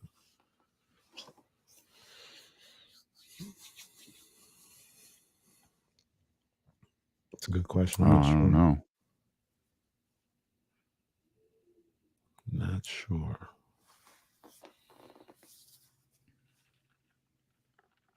Oh, relax. King Voss, is this a serious question? Yeah, relax, King Voss. Are you? Because if you are being serious, yeah. I think we forget stuff. Like, we were just having some fun during the commercial break. Our man King Voss on YouTube asked if has Doc ever built a team? Yeah. Come on, man. A championship one. Come on, man. Although I don't know if Doc built that team. I think that was his buddy Danny Ainge. But like, don't forget, Doc was flirting with being fired. That was a rough run with leaving too, right? Paul Pierce and the Celtics. He was ready to leave too, right? Like, not even like fired. Like, he was gonna move on. Oh, part of that. They were going to part ways before that deal for Ray Allen was done. Well, part of that, I don't know, this was after the championship, but part of it was that whole thing we talked about yesterday with Chris Paul was Doc going to LA. Yeah, Doc was, in fact, correct me if I'm wrong, traded. Yeah. Wasn't Doc Rivers traded to the Los Angeles Clippers? Yeah. John Gruden style. Because he didn't. Right. Yeah. Yep. So we have fun with Doc, but Doc's a good coach, man. Have the Kings ever explored trading for a coach? Have the Kings ever said, you know what? We've pretty much screwed up this process too many times. Let's do the trade deadline is approaching. Let's see if we can get a deal done here for Quinn Snyder. Look, we all know Quinn Snyder's on the out. We know things are running out. Let's call Utah and get a deal done for Quinn Snyder. The Kings need to explore everything. Well, everything. And John hears you and asks, "Can we trade owners?" John, I don't believe that. I believe they are owner trading himself. I believe they got no trade clauses in their contracts. Look, playing that game. You want to hear the truth? Vivek might be down for a trade. Don't play. Vivek trade. I'll run the Suns. Sarver, you can come here and run the Kings. Yeah, and there's the be careful what you wish for. Playing. There's a be careful what you wish for moment for Sacramento Kings fans. Yeah, can always have Robert Sarver. So, what I wanted to talk about. Oh boy, here we go. Here as we start the 10th inning on D-Lo and Casey. Giants. How many little sub shows do you have? Oh no, it's just getting crazy. It's getting out of control. But the 10th inning is a new one. Giants beat the A's yesterday in Game 1 of the Bay Bridge Series, 8-2. Wilmer Flores doing what he does. Austin Slater with a big home run as well. Big ups to the Giants doing it. That boy Rodon. Oh, man. The Giants can pitch. That's part of the reason they take first place in the NL West after the Dodgers lost last night to the Diamondbacks. They're in a little bit of a barn burner right now. We won't get into that. But Giants are in first place as we speak. And coming into today, when I was in there and I was talking about 10th inning and baseball, I was like, that's where it stops. But much like Doc Rivers, I feel like we were all alerted at about the same time to this dude over in Oakland. Oh, yeah. Because as soon as I went into the rundown, I was like, oh, no, this needs to be in here. Yeah. It was already in there. Yeah. That dude's a clown, man. What's this man doing? That dude, Dave Kaval is an absolute clown. I mean, so all of you guys, his behavior is absurd. His behavior is absolutely ridiculous. It really is. To all you guys who don't know, last night he went on this tweeting spree about the Giants' attendance, talking about it's not viewed the same by Bay Area media, and because at the beginning of the game, 6:45 start, I think it was. By the way, we're not too keen on that here in California, by the way, so there's something to do with that. But 6:45 at the beginning of the game, I love it. Yeah, it was a little sparse. Yeah, we're like, yo, where the people at? But much like a Dodgers crowd, it ended up being a late arriving crowd. They announced, I think it was about 33,000 in Oracle last night, and give or take 1,000 or 2. That's about what it was. Like, it filled up as the game went along. The bleachers were filled, all this other stuff. But he just went on this whole tweeting rampage, even tweeting our guy Ben Ross, about how, it's really sad that the media don't cover the same way. Fam, you are actively sabotaging your Oakland fan base on a daily basis. I don't know what Kaval did to get this job, but this is an example of just knowing the right people, because he's not good at his job. I know a lot of people like that. And we know Dave Kaval. I think they talk to each other, but that's another story. But now Dave Kaval is part of that. He's not good at his job. He's terrible. Well, not only is he bad at his job, he's an embarrassment to his job. He really is. And this is where maybe I just don't understand the depths of a commissioner. But this is embarrassing for the A's. It's embarrassing for Major League Baseball. Mm-hmm. And if I'm in charge of Major League Baseball and my job is to represent the 30 owners in the league, I'm stepping forward like, yo, what the hell are you doing? Mm-hmm. You are making this organization and this entity of Major League Baseball look stupid. Facts. Like, we're on the same page. Like, when we saw this, you put it in the rundown. I went to go put it in the rundown. I had the same thought about Rob Manfred, and we talk about how he can grow the game and what he needs to do. This is a microcosm of why he's a garbage commissioner. Yep. Because how you gonna grow the game when you can't even take care of what you already got? Mm-hmm. This is a train wreck. This is an embarrassing situation as it is. But you can't take the time to talk to this guy who's routinely behaving like a clown and a joke, and making a joke of one of your 32 franchises. You can't sit him down and reprimand him, not like take money or anything like that if you don't want to do that. But a conversation needs to be had. And you can't even do that. How are you going to grow the game when you can't even handle what's in-house? Yeah. It's clown behavior all the way around. Yep. And Dave Kaval is upsetting because he clearly stinks at his job. He's terrible at what he does, yet he's holding this position, a high-ranking official in this league, and it really is an embarrassment. I don't think the city of Oakland has put their best foot forward into not losing all of these, to not losing the Golden State Warriors and not losing the Oakland Raiders in recent years. But this is just active. This is just such a slap in the face to a fan base. Mm-hmm. You know what I mean? Like a fan base who, like, I genuinely, James Ham, A's fan, going to join us here in just a minute. Shout out Matt George. I know he's listening. A's fan, tormented A's fan. They all know hey, we got a good player. Huh. Wonder what day of this week they'll be traded.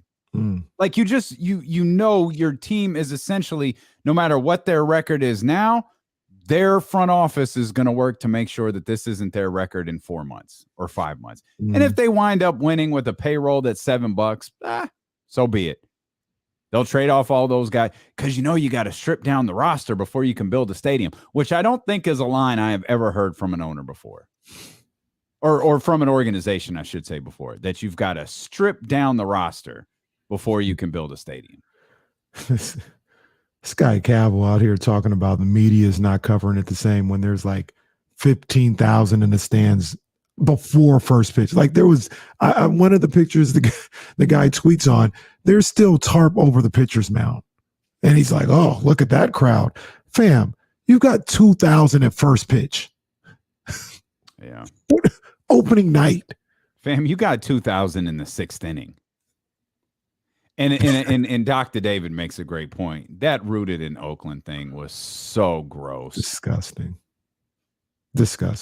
Kaval does get under my skin because, like I said, he's terrible at his job, and how he still holds it, and how he's a high-ranking official. It's an embarrassment. It's disgusting, to be honest with you. He hasn't done anything positive in his time as, what is he, president of the A's or something like that? Yeah, that's where I just wish I knew the bounds of a commissioner. Like, Rob Manfred really can't do anything about this? Or does Rob Manfred not want to do anything about this? Does he not care? I think it's the last two, to be honest with you. He don't care and he doesn't want to. Well, there's that then. I think Rob Manfred is in cahoots with all these guys. He don't want the A's in Oakland. That's where I was going next. He's looking at big money being available in Las Vegas or wherever their next stop is. Mm-hmm. That's gross, man. And it's just it's because we as sports fans, we to talk about players being traded, and we kind of get wrapped up in storylines, and we're talking about Deebo and the next Kings head coach and all of these different things. This is an organization of a fan base that you support that is literally looking you in the face and going, "We don't want you." Mm. Yeah. I thought about this question earlier, and it kind of has me perplexed. Would you rather be an A's fan or a Kings fan? And what I mean by that is the A's, through all this, which one I am. They're still successful on the field. Like, they've made the playoffs. They've been good. But all these guys that you like there's no hope with it. Like, you're going to see them move on to greener pastures. And you're going to continue the same cycle. Whereas the Kings, they haven't made any playoffs for 16 years. But, I mean, they're not doing the same things to Fox and Sabonis that the A's are doing with their players. I wasn't here, and I think this is important to the conversation. I wasn't here, or was I? No, I wasn't, during the Maloof fire sale, right? When they were losing all of their money and the payroll was getting stripped to the salary floor. And even with that, they were putting a poor product on the field, on the court. But I don't think they were sabotaging in the same way that the Oakland A's are. I honestly don't think, like, if I was a James Ham or a Matt George, an A's fan, I don't think I could actively root for this franchise. No, I don't think I could either. I just you don't want me? Cool. Yeah. I'll go root for something else. But remember, I'm different in the sense of my heart isn't buried into a single sports franchise out there. So there are some people who have lifelong memories of being an A's fan, and just walking away from them isn't as easy as I just proclaimed it to be. Yeah. I just can't imagine someone looking at me going, "I don't want you," and me going, no, but I want you. Right. I don't get it. I don't see it. I think the only way that it would change for me is if I was from Oakland, right? Like, it was this is my city. You know what I mean? But it's disgusting what Dave Kaval and Fisher are doing with the Oakland A's. It is. And we'll bring in our resident A's fan here and creator of the Kings Beat and our ESPN 1320 Kings Insider. It's James Ham here with you on KC on KIFM West Sacramento, KRXQ, HD2 Sacramento, an Odyssey station, and driven by Lasher's Elk Grove Dodge. Hammer, we were talking about your beloved baseball team and how their dopey president just actively sabotages everything they do and makes a jackass out of himself on social media on such a regular occurrence. Yeah, he's an embarrassment. I mean, just shockingly bad. I just don't get it. Like, I mean, if your intention is to leave, then leave. You know, if your intention is not to leave, then, I mean, like, the one thing you can say about the Maloofs is they made their intentions known, and they weren't sneaky. I mean, they were sneaky some of the time, especially the second time around. But like, they still, once they were outed for being sneaky, they accepted ownership of it. They didn't talk to anybody. They wouldn't like go in front of the press, but at the same time, it was very well known that like, yeah, their intention is to leave, and they were horribly upset with David Stern for holding him back. What's happening with the A's, it really is just shameful. I mean, not only does he go on social media and further embarrass himself. Yeah. That guy should never have a job ever again in professional sports at all. I would have a tough time with him being near any type of organization that I have, because it just, you can see right through it. He's just a fraud, like, and everything that they're doing feels fraudulent. So yeah, it's pretty tough to watch it play out. And it'll probably it's hurting the brand of baseball so bad. It is. It's just embarrassing the brand of baseball, the baseball's brand itself. It's killing off an entire fan base intentionally. And it's horrible to watch. I just, I wouldn't buy a car from that guy, let alone have him run my baseball team. I mean, it's just like, I wouldn't go try to buy something from him on Facebook Marketplace, let alone a car at this point. Like, he's just like, he's such a fraud. It's just, it's horrible. Well, James, you also brought up something else there when you compared it to the Maloofs and everything. David Stern stepped in and did something.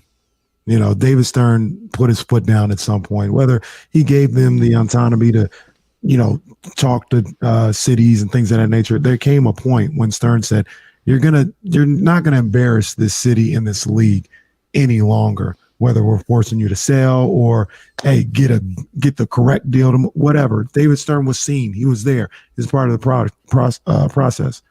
Rob Manfred, this guy is just as culpable, in my opinion, as everything else. We talk about Kaval and Fisher. He's just as culpable. He's letting all this go on in his league.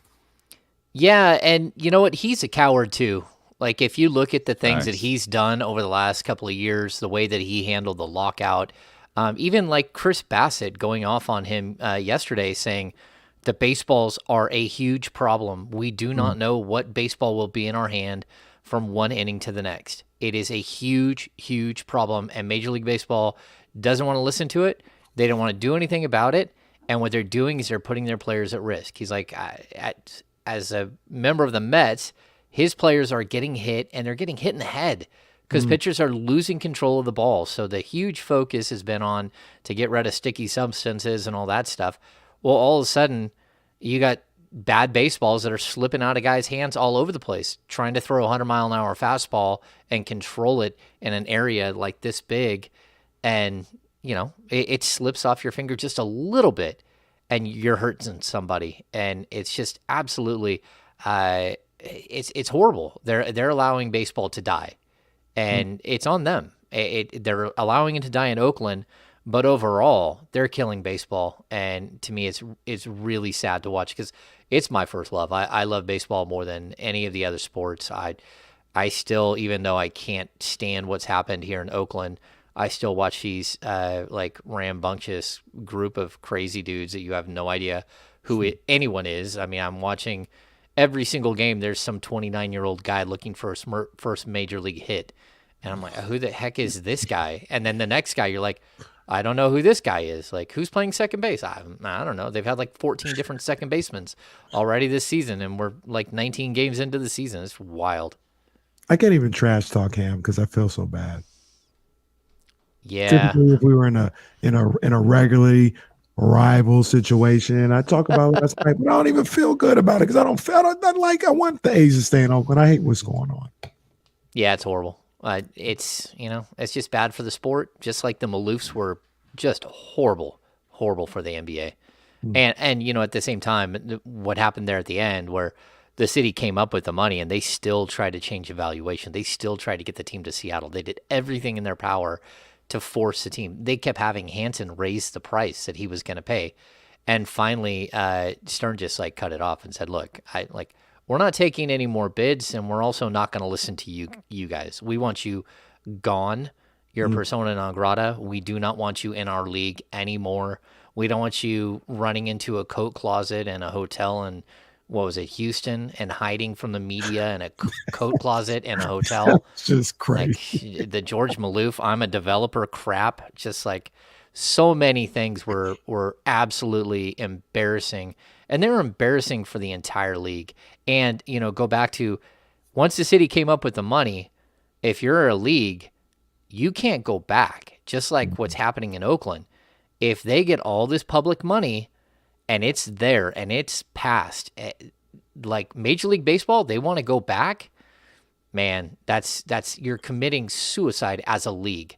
Because at that point, if a city comes up with the money to pay for a stadium, doesn't matter what sport it is, and you still burn the bridge, because then what's going to happen the next time?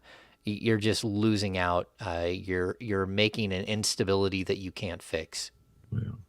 Well, thankfully, Vivek Ranadive came and saved us, and it is our team forever. It's our team. So we have to deal with that. This is our team forever. It's your team. Yeah. You cannot get rid of it. You can't wash it off you.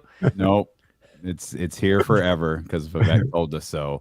And now we're looking for someone to lead this team. And I love that your latest edition of the Kings Beat newsletter is making a case for Kings to hire a first-time head coach. So let's talk there. We've talked a lot about Will Hardy on Monday, so we could put that aside. We talked a lot about Mark Jackson. We'll put that aside as well. I want to talk a little bit about Darvin Ham and Charles Lee, and then we'll talk about some of, we'll talk about Steve Clifford and Mike D'Antoni as well as the show goes along. But since it fits with the Kings Beat newsletter, let's start with these first-time coaches. We got Will Hardy covered, but what about Darvin Ham and Charles Lee? Is there one of those guys that stands out to you more than the other?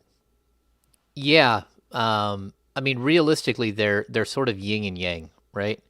So if you're looking at who they are as coaches, you have one guy who is almost, for Mike Budenholzer, he's like the enforcer, and then one that is really, really charismatic and really good at pulling people in. And but I can guess the one. Ham's the enforcer.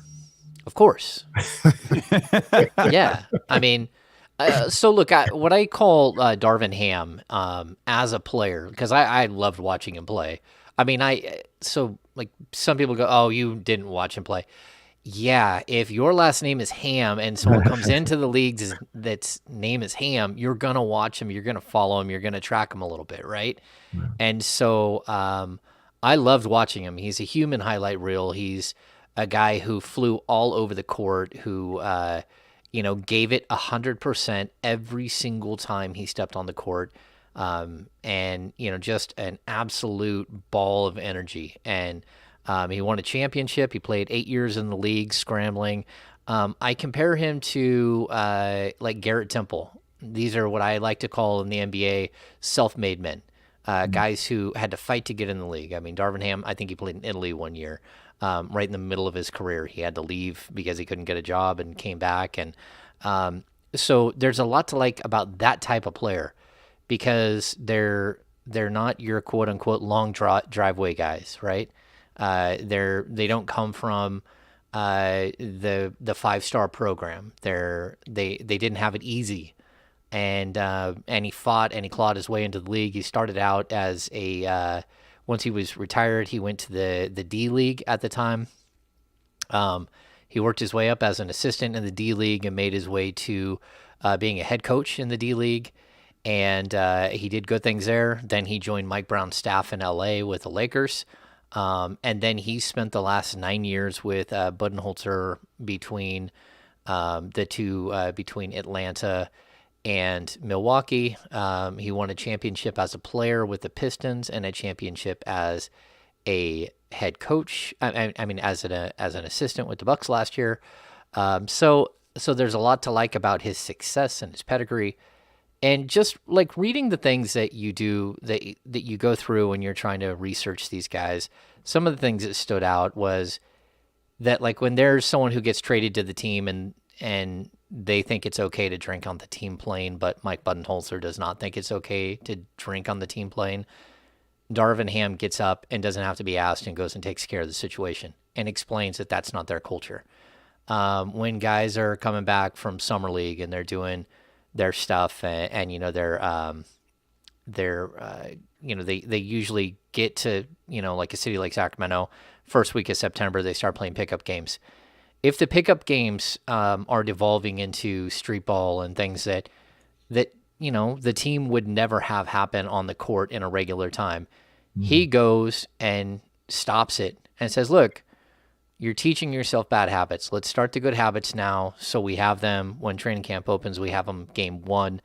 Let's do things the Bucks way. Let's do things the right way. And I think the other thing is, like, when you look at this kind of goes for all three of the inexperienced coaches, is they all come from the same coaching tree. Mike Budenholzer was an assistant with Popovich for 17 years before he got his start. It's the same coaching tree. And when you have guys that the biggest thing that I think the word that keeps coming up every single time with this group of coaches is being honest with the players. Honest telling a player he's not good enough, honest telling a player he's not doing enough, honest telling a player he's not working hard enough, honest telling someone that they're not going to play for the next 10 games while they give someone else a chance. And I think at the NBA level, as long as you're honest, even if it's brutally honest, then you have a chance to keep the team together. And I think that's a big deal. And the other thing that, I think we'll talk about a little bit is that, when you are on Popovich's staff and you've got Tim Duncan and Manu Ginobili and Tony Parker, if you aren't consistent with those guys, you set the table with those guys. So go back and remember, like, 35-year-old Tony Parker getting yelled and screamed at by Greg Popovich. And everyone's thinking, man, he already knows. Like, he's been with you for 15 years or whatever. That doesn't matter. It's about setting a standard that no one is above the law in that. You can talk to guys in different ways and you can have conversations and teach in different ways for different people. But at the end of the day, the accountability factor is equal for everyone. Everyone has to be accountable. And that doesn't matter if you're De'Aaron Fox or your Buddy Hield or whoever, name that, Chimezi Metu. And so I think that's a good thing about all of these three young guys. They're all coming from the same exact place where they're learning a way to build a culture the same way. Mm-hmm. Now, when you have those two guys and the kind of different ways of going about it, I think they both have benefits. I think I love both styles. Mm-hmm. Which one do you think would be better for this Sacramento Kings team? I think Forcer type guy or a guy that cultivates relationships and does it the way maybe Charles Lee does? Yeah, I think that's going to be the biggest question, right? You've got to figure out a way to balance that. And I think it's harder to find a guy who comes in with a personality that is authoritative and truthful and honest and upfront every step of the way than it is to find the charismatic guy. Like the charismatic guy, you have them in Sacramento. I mean, Doug Christie is a charismatic guy. And so what you have in a lot of these situations is where somebody beats up a player, whether it's, it's verbally, they take him to task at a film session. Somebody's there to pick up the pieces, right? So you have your guy who is the guy who has the voice in the room, but then somebody else takes that player aside after the meeting and says, okay, look, that was harsh, I understand, but this is how we're going to move forward. And so you need both of these guys, but I think finding that one guy who is a full-fledged leader is more difficult than finding the guy that can win over a room, because Rudy Gay can win over a room. Everyone in the room loves Rudy Gay. It's like he was up for teammate of the year, right, this year. Everyone in the room loves him. But finding that guy who's a leader and does everything is different than finding that guy. Yeah. And so that's what separates them. And I think, again, Charles Lee is I mean, he's a guy who's going to interview really well, right? Like you hear all of these stories about how charismatic he is, how he connects people so quickly and all that stuff. Yeah, that in itself is a way that like he's going to interview extremely well. And I'm not saying he's a fraud or that it's disingenuous. It's just some people have the gift to that and some people don't. And I think Darvin Ham probably would have had a job already if he would have if he's better at that part of it, but he's not. Real quick, Dame. James, what was Luke Walton looked at? He was probably looked at as, if Jaeger was the bad guy, Luke was probably looked at as the guy that came in and would be everybody's friend. And if that was the case, aren't they up for another bad guy to come in?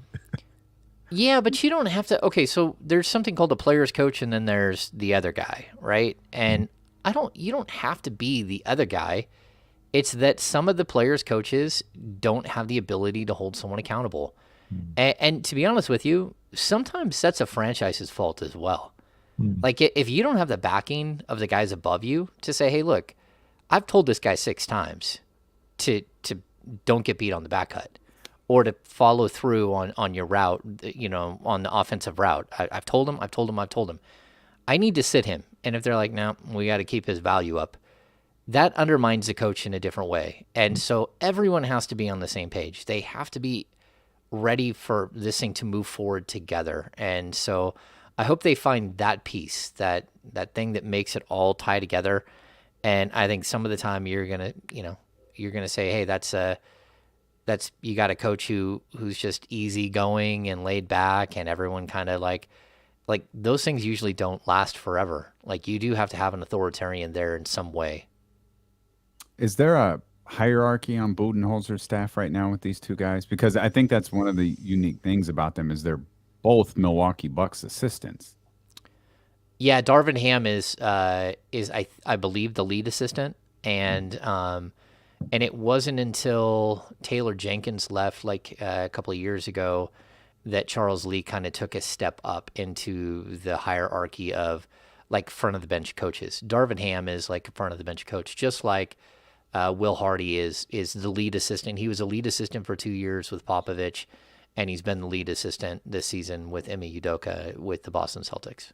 So it wouldn't be like terribly outrageous if Darvin, for example, gets the head coaching job that Charles Lee could come with him. Because that's essentially what happened with Ime Udoka and Will Hardy. Yeah, I mean, I could see that happening in certain situations, like where you're going to a ready-made playoff team. But if you're Charles Lee, you have a much better opportunity to slide up as Budenholzer's number one. Sure. And just like it just pads your resume that much more. Yeah, the associate head coach, that's what Jill says, is Darvin Ham, which is, again, he's a step above an assistant there, and he has been for a while, and he's a really, really highly regarded coach. And that's the other thing I just wrote on this. All 3 of these guys, if you really strip it down and you say, okay, who are 3 of the top young guys that are ready, who aren't head coaches, who are ready to take that step, who are getting interviewed, it's pretty much these 3 guys. Like we've had a huge amount of coaches jump into the league in this way over the last couple of the last 2-3 seasons. I think it started with Nick Nurse had instant success and won championship in his first year. Taylor Jenkins has turned around the Memphis Grizzlies, and he's got talent there, but also like what did they go like 19-1 without Ja this season? Like that guy's imprint is all over that team, and he again is a Budenholzer guy. But then you have this, there's more coaches, Willie Green's been really successful this year.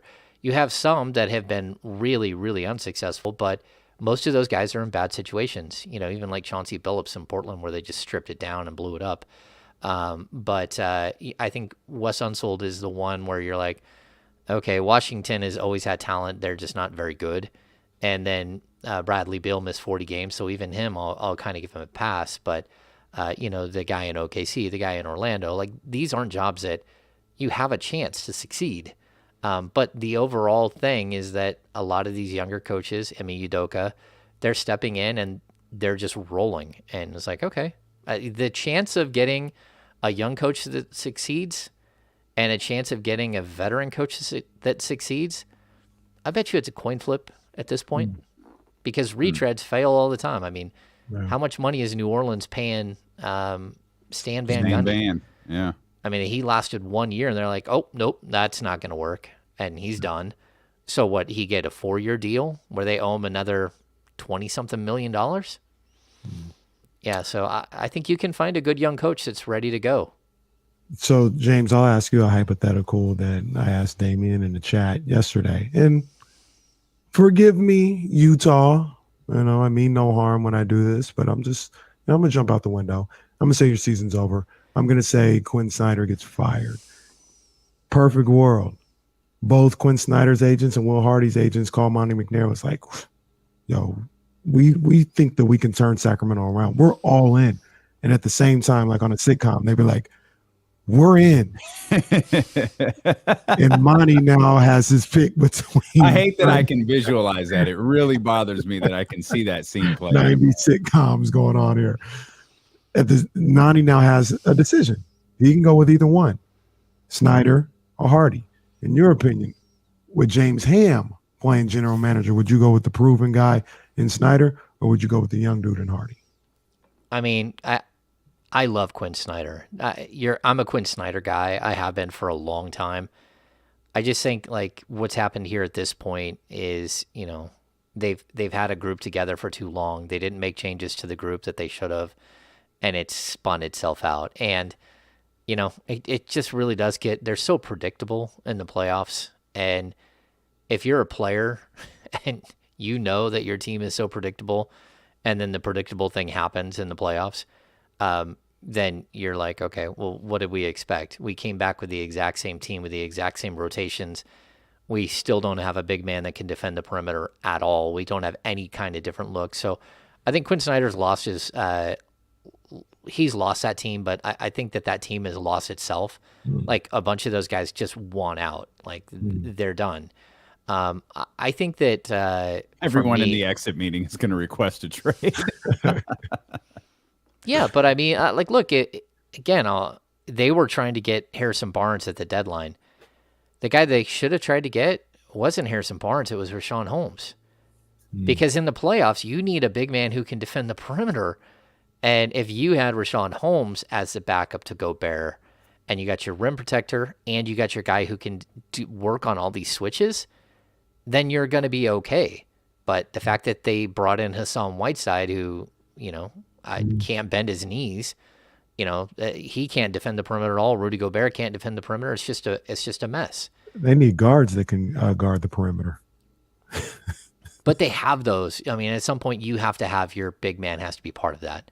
Yeah. And so, they do have some guys there that, O'Neal can defend. And even, Donovan Mitchell came into the league as a defensive stopper. That's what he was. He tried to convince us that he was a point guard coming into the draft. And everyone's like, just say you're a basketball player.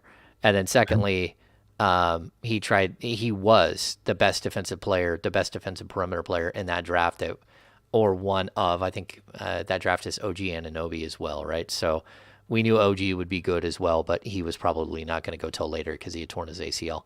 But either way, Donovan Mitchell hasn't stayed in front of his guy at all, and none of their guys have been able to stay in front of their people.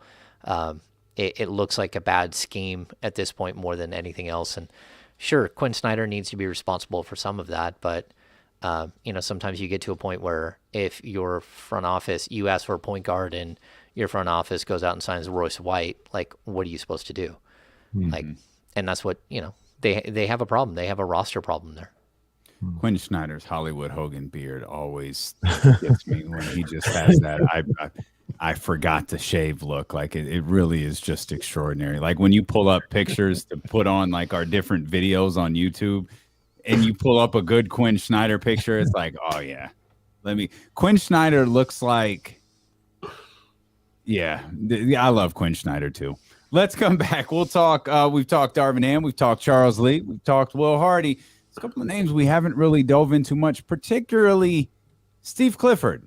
I'm anxious to get your thoughts on Steve Clifford as well. as Mike D'Antoni. We'll talk more about the Sacramento Kings and their coaching search with our 1320 Kings insider and creator of the Kings Beat, James Ham, here when D'Lo and Casey return on Sacramento's #1 sports station, ESPN 1320. Quinn Snyder looks like the coked out brother on every like Succession, like on every TV show with the rich family. He's the coked out brother. He's so intense in person too. He really is super, super intense. It's no nonsense. He runs himself into the ground. I think he would be better served taking a year off as opposed to jumping. Yeah, I think he really is going to be. He's going to come out of this pretty beat up. Yeah. But I think he's an exceptional coach. It's just whether he can. I think he would probably work. Yeah. Anyway. Yeah. And someone else brought up the Joe Ingles thing. The Joe Ingles impact is pretty huge. So losing him when they did was bad because even he's just so smart, and he gives you something that they don't have right now. Let me try this real quick. Quinn Snyder got those crazy eyes, huh? Crazy eyes, huh? You're looking over there and you're looking over here, huh? Yeah, he's intense. That might be your best, yeah. man. That might be your best. That's funny. The Macho Man is my doctor. Man. The cadence. Everybody can do a Macho Man impression. Did you watch wrestling growing up? Yes, I did when I was young, but then I stopped. Then you grew up. Yeah, yeah, we haven't quite gotten there. Plus, I grew up in the sticks, and the reason I bring that up is I also grew up in a time before DirecTV. So I grew up without cable television. You had to watch Channel 31.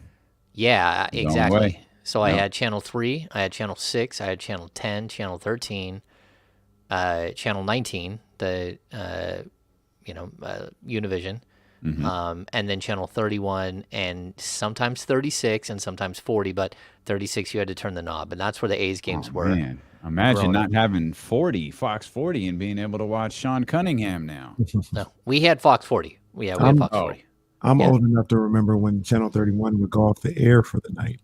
Yeah, national anthem would play, which is something I never why are we saluting America at 1:30 in the morning? I don't understand. We had an antenna 100 feet up in a pine tree. My dad put his witch's spurs on and climbed all the way to the top, and that is the most James Ham thing you've ever said right there. My dad put on his what? Witch's spurs.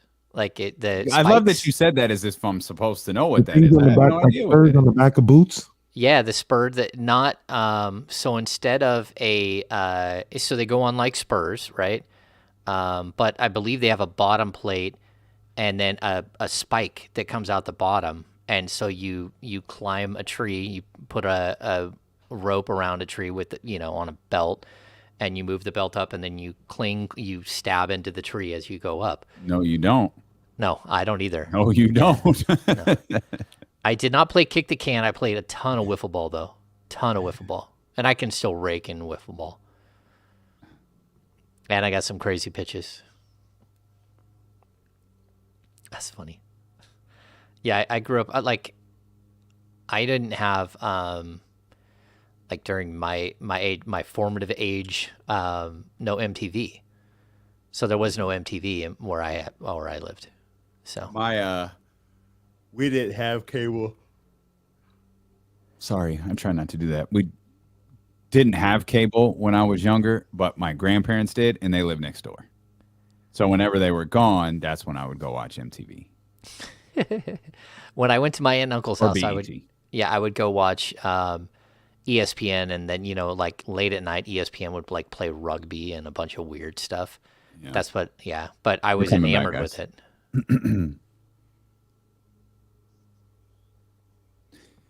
Come for the Kings talk. Stay for James Ham's dad climbing a tree with wicker spurs. Witches spurs. Yeah. He basically has Spurs with spikes on him. What James is saying, his dad is the Iron Sheik. Those are the types of boots that he wears to climb the tree. That's all the fun that you get over there on Twitch, YouTube, and Facebook Live as well. But if you're on the Odyssey app in 1320 AM, we appreciate you no matter where you are. Thank you for making us a part of your days. We're here with the creator of the King's Beat, gearing up for another happy hour with Fox 40's Sean Cunningham. Coming up tomorrow, you want to be a part of that, got to be a premium member over there at the King's Beat. Head over to thekingsbeat.com.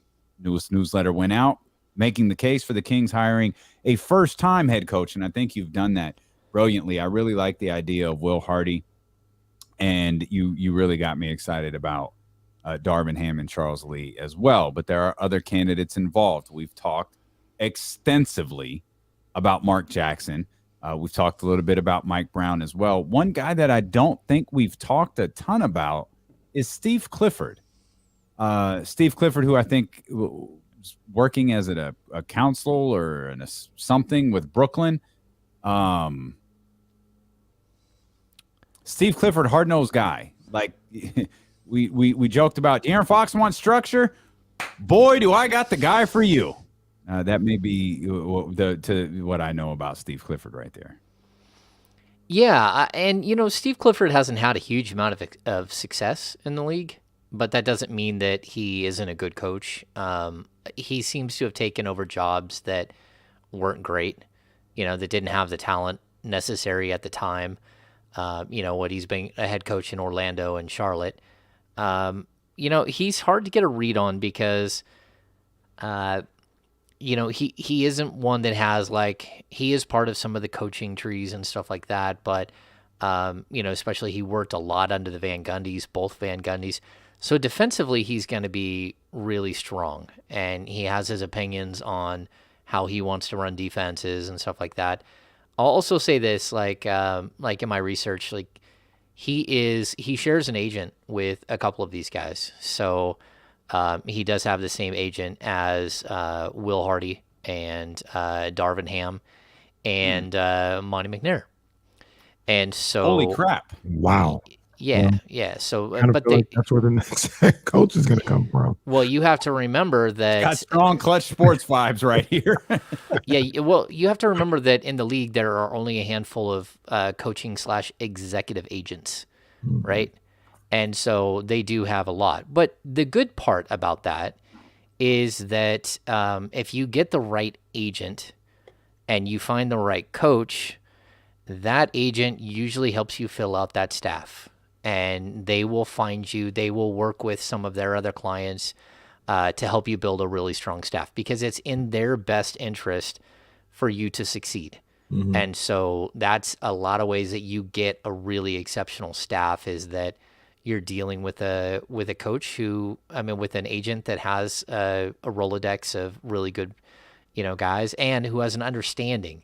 Because if you have one head coach and he has, say, 6 members on his staff and 2 of those members are under you, but 4 of them either don't have agents or they're under somebody else, you still have exposure to how good those guys are. So you can call, say, again, Michael Malone, who's also, is under the same agent and say, hey, look, do you have anybody in mind you think it would be exceptional to take over as a lead bench, front of the bench, lead assistant? And it's yeah, I've got this. Well, what about a defensive guy that you're maybe isn't on your staff, but you've worked with in the past? So you have all these ties, and that's why I think it is good to have all of this stuff. It's always more complicated, right, than you think. And so I think it's good that there are some ties here. But Clifford is kind of a guy that, was forgotten about for a little while. And, I remember he used to have Patrick Ewing on his staff, right? So he's coached good players. He's been around good coaches. He does have a very strong personality and a very strong defensive mindset. I think in a perfect world, Steve Clifford might also be a really, really good number 1 assistant. And that's something that he's not at this point. So anyway, yeah, I think he's at least intriguing but I would prefer a little bit younger and a little bit more successful if you're the Kings.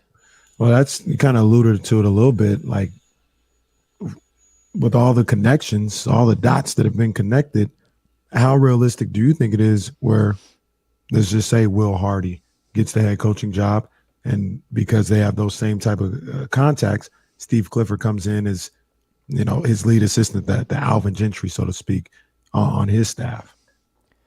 Yeah, I think it's going to be interesting because if you are bringing in a young first-time head coach, you do want to have like a veteran hand next to him. And that coach, again, I think the cool thing about Alvin, it's going to be Alvin. But he is. He's working on something with Alvin in the organization. The front office position will be announced. We haven't heard about that in a little while. Hey, just say it after the initial firing and then just never bring it up again. I'm thinking about what James said when he's like, yeah, we heard that about Ty. About Ty, and then he just never heard anything again. Come on now. The Kings are like, let's break up but be friends. Yeah. I think that, again, to the point, though, if you have a young coach that you're bringing in, right, a guy who I don't want to say inexperienced. I think that's the best part about like the group of younger coaches, that they're the inexperienced guys, the guys who haven't had a first-time job. The cool thing about all of them is, again, Darvin Ham, 11 years an assistant, like 34-year-old Will Hardy he's 12 years in the league. And so like these guys are all experienced coaches, and they've had, time to learn from other people, and there might be someone else that they really like that they want to bring in to be their number one and really get them going off on the right foot. And the other thing is that most coaches, like almost 100% of the time, a head coach has the ability to hire his own staff.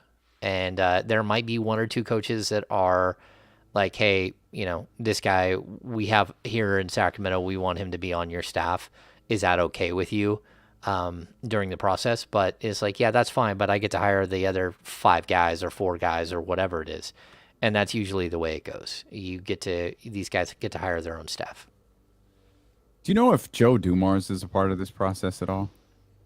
He's there. I know that. So I'm going to say yes.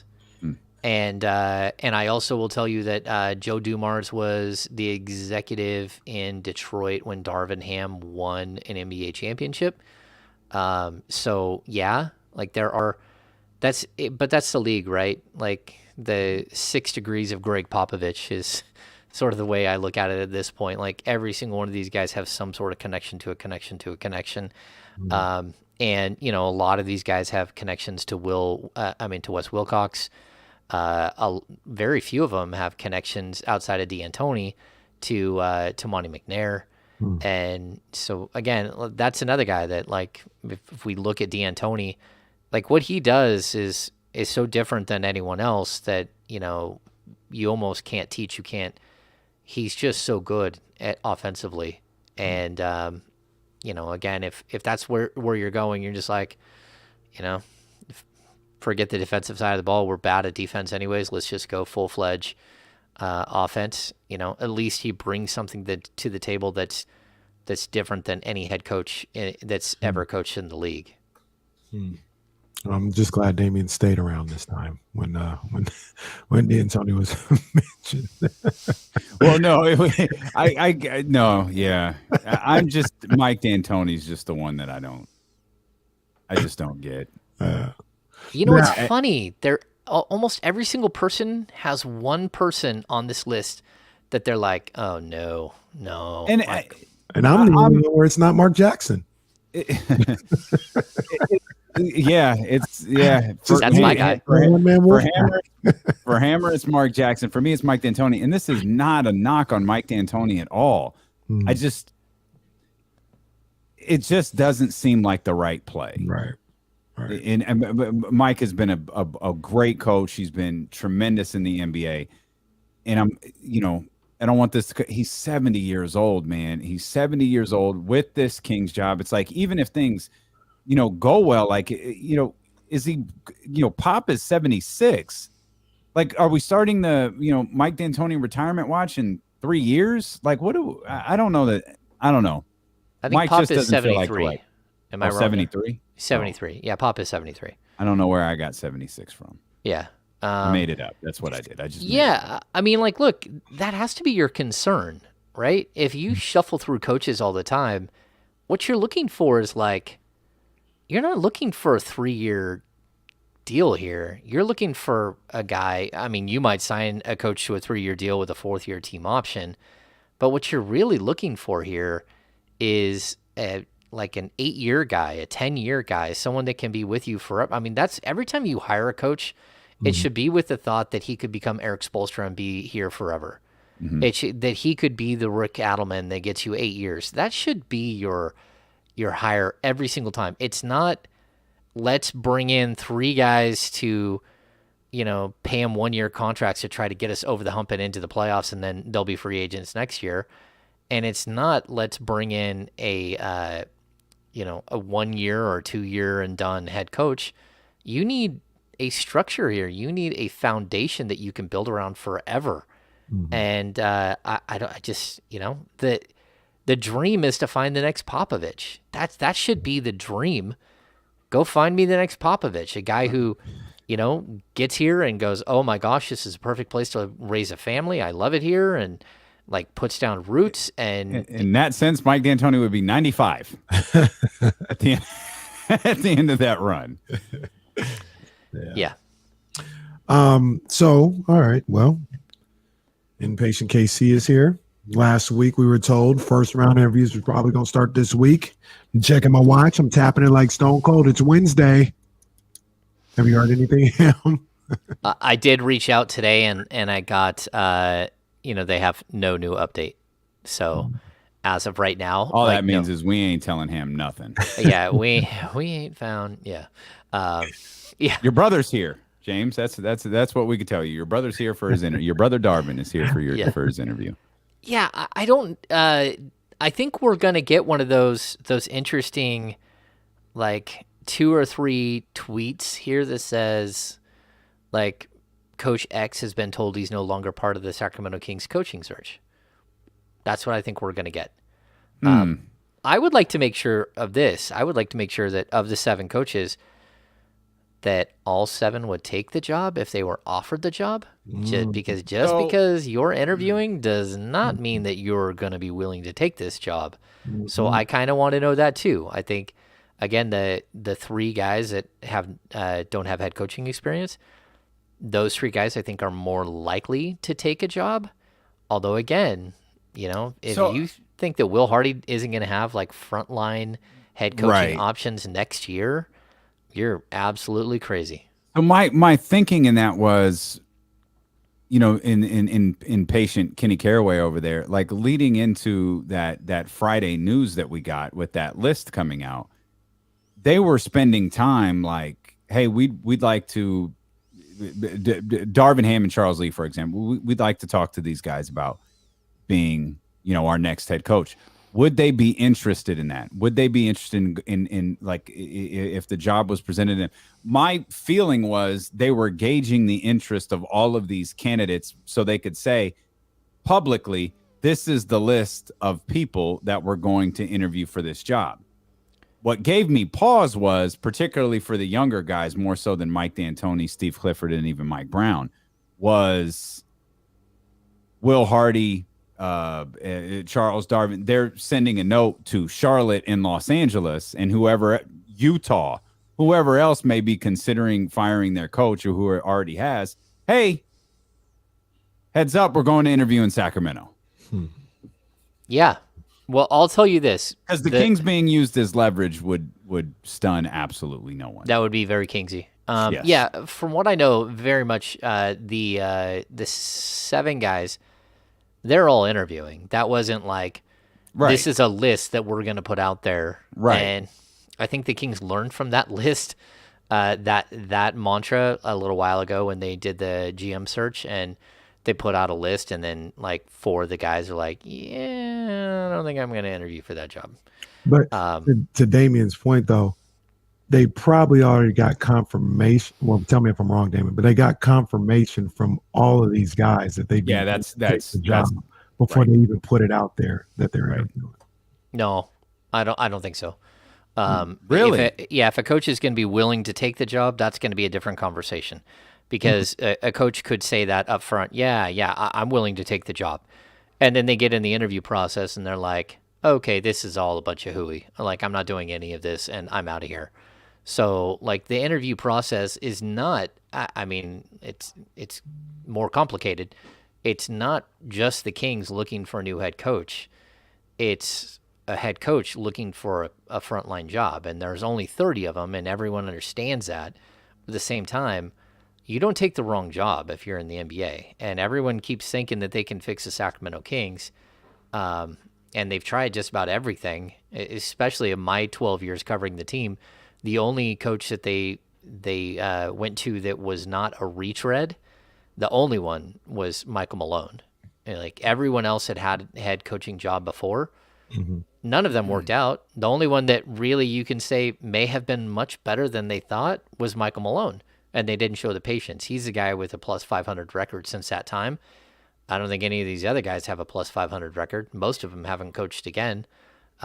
Keith Smart, and of course, Paul Westphal is no longer with us, but George Karl's not getting another job, and Ty Corbin is not getting another job, and so Luke ain't getting another job either. Yeah, well, I mean, Luke will get another job as an assistant, and then he'll have a couple of years to rebuild, and maybe there's a possibility that he jumps back in the game. College. Maybe college, but also I wouldn't put it past for him to get another head coaching job, just like I think Dave Yeager will eventually get another head coaching job. And, Dave Yeager was really successful before he got here. Like, he was like a 50-win coach in Memphis. He's in 16 years since the Adelman retirement. Well, Adelman left. He's the only coach to win 39 games in Sacramento. If you don't call that really successful for Sacramento standards, that should tell everybody like how successful he is. So, yeah, I mean, I think there's going to be some really complicated questions about who really wants his job and who's just interviewing to get their name out there again and stuff like that. And you find that out pretty quickly during the interview process if you ask the right questions, and you don't blatantly say, are you just doing this to get your name out there? But if someone is truly interested, they'll tell you by how ready they are for the interview. So if they start telling you how they're going to put De'Aaron Fox and Domantas Sabonis, but also give you a list of 6 players that they think would really fit well with those guys, and how they could see, Davion and Dante DiVincenzo, if they start digging into your roster and telling, that means that they took the time to do the research and make sure that they're ready. They're not talking about guys in cursory fashion. They're actually ready to pitch you an idea of how they would turn this thing around. Yeah. How much do you think, I asked Kenny this earlier this week, and I'm curious to get your thoughts. How much do you think this interview process is the candidates selling themselves to the Kings and the Kings having to sell themselves to the candidates? I think it depends on the candidate. So I will, like, D'Antoni, Clifford, Mark Jackson, they better be selling themselves to the Kings. The young guys, they need to sell themselves to the Kings because they need to show that they have the ability to capture the imagination and pull a room, right? I'd say the one guy that doesn't have to sell himself at all is probably Mike Brown. And that's because he's like, look, I'm going to get another job. It's just a matter of which one and when I decide to take it. Because, I mean, again, he's a coach with a strong track record. He's had some misses, but a strong track record, who just spent 6 years with, one of the best franchises in the game. And so, like, he's rebuilt anything that he took a step back on. And I think with him, very specifically, it's going to be, is that the right job for me? Is this the right job? Is going to Well, Utah? that's what I mean. How much do the Kings have to sell? Like, hey, we know our reputation, especially when you're talking about guys who, I mean, guys that are at Golden State, guys that are at Milwaukee, guys that are at Boston, guys that just left San Antonio. Hey, we know our reputation. We know how bad it's been. how much does Monty or Vivek or Joe or whoever is a part of this process have to kind of ease their, what I'm sure they'll have, concerns over this franchise's history? Well, I'm sure that that's going to be part of every discussion. But again, I go back to the coaches that are on that list. Some of those guys are not going to get another coaching job ever. You know, like we talk about D'Antoni, we talk about Mark Jackson, all this news that Mark Jackson is, you know, like he's being mentioned everywhere all of a sudden. And like a lot of people think like, I don't think I buy it, because I think that Mark Jackson is still the same guy who left the coaching world like 9 years ago and hasn't done anything to show me that he's going to be a better coach than he was then. And that's a concern, where I know that these other guys, they're still doing things. I mean, D'Antoni was on a bench like a year ago. He was a lead assistant, if I'm not mistaken, with Brooklyn. Yeah, with Steve Nash in Brooklyn. He's the one who ushered in Nash's first year. So, you know, again, he was willing to take that role. So I think some of these guys are like, really, they would like one last shot. Like Alvin Gentry wanted one last shot. You know, so I think that there's that. And then, again, I think that the younger guys, there might be some salesmanship that you have to sell them a little bit. And you have to sell them on, you know, the 2-star young players that you have and the cap space and the first-round draft picks and all that stuff. And that your owner spent $130 million last year. And so, you know, you're in it and they're spending money and they're trying to improve the team and they're trying to turn this thing around and the goal is what it is. But I think with younger coaches, like we're not hearing these guys' name mentioned on all of these jobs already, because a lot of these are veteran teams that are looking for just a different voice, as opposed to a team that is looking for an entire structure to be put in place and built. And that's what I think the biggest problem the Kings have. They need they need someone who can build a foundation and then start framing up walls and doing things the right way. And we all know how James Ham feels about the right wall, if you caught Monday's show. That is our 1320 Kings insider, James Ham, and creator of the Kings Beat. Go become a premium subscriber over at the Kings Beat so you can join the happy hour tomorrow with James and Fox 40's Sean Cunningham. Can't wait for all the tea to be spilt on the happy hour tomorrow with James and Sean. Again, you can become a premium subscriber by going to thekingsbeat.com. Check out the Kings Beat podcast wherever you find podcasts from, and check out D'Lo and KC there. Apple, Spotify, Google Play, Odyssey, whatever it may be. And most importantly, make sure that you're back here with us tomorrow at noon on Sacramento's #1 sports station. Trying to figure out who Kenny's going to say go random basketball team. ESPN 1320. Go Nuggets.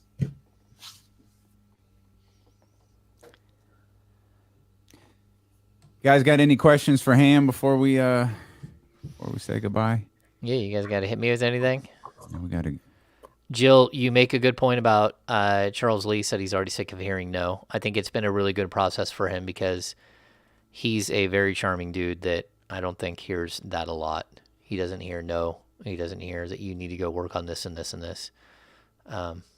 Yeah. I think if you could blend together like 5 of these guys, like you got something. Yeah. I don't like Oladipo as a free agent for this team unless he's taking way less money. He's 2.3 this year. That's what he made this year, 2.3. Yeah, he'll take 2.3 from them. He'll take 12 million from the Kings, and then he won't play. And 2.3, I mean, per game, he actually made pretty good money because what did he play, like 8 games? 8 games, yep. Yeah, so 8 games. I mean, again, he's just so injury prone. Yeah, what else we got? Do the A's go 500? No, they'll fade as soon as they trade Frankie Montes. Ramp up their coaching search. Yes, Charlotte is going to ramp up their coaching search very soon. But again, I think most of these teams are pulling from a completely different list than the Kings. Interesting. Yeah. I wonder what Charlotte is looking for, because wasn't that Clifford's last job? Yes. Pre Lonzo or LaMelo, I think. I think that they would like jump all over I think they would probably listen to Terry Stotts. I think they would jump all over Quinn Snyder. I think Frank Vogel might be mentioned in that one as well. That was one name that didn't get mentioned in the King search, which I thought was interesting.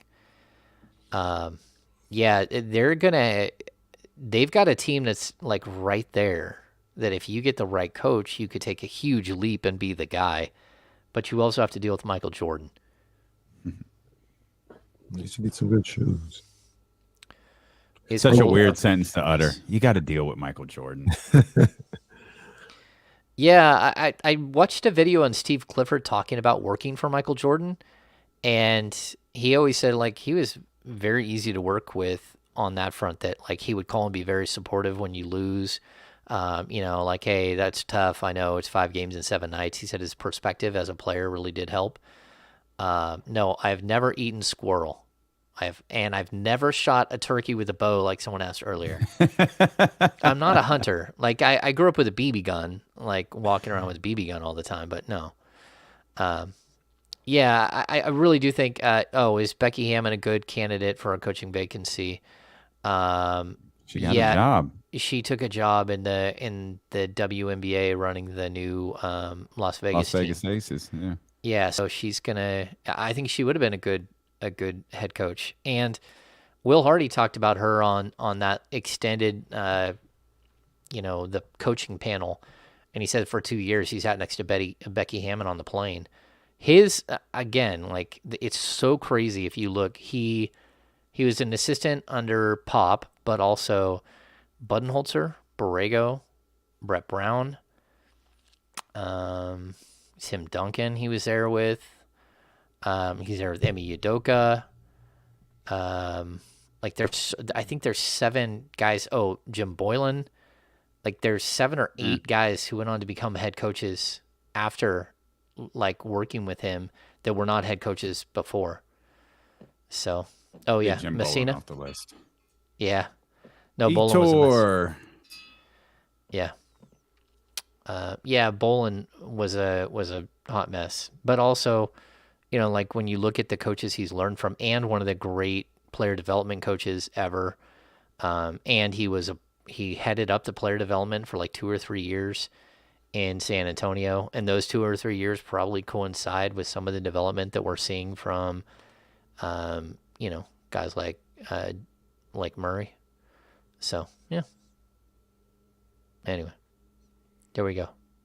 Ham's more of a spear guy rather than a bow and arrow guy. It's coming from someone operating the King's Pulse YouTube channel. Who could that individual be? Come on, Brendan. Oh man, did you guys watch the pod account? Yeah, I caught it. Yeah. Oh Jesus, when I lost. Oh man, I lost it.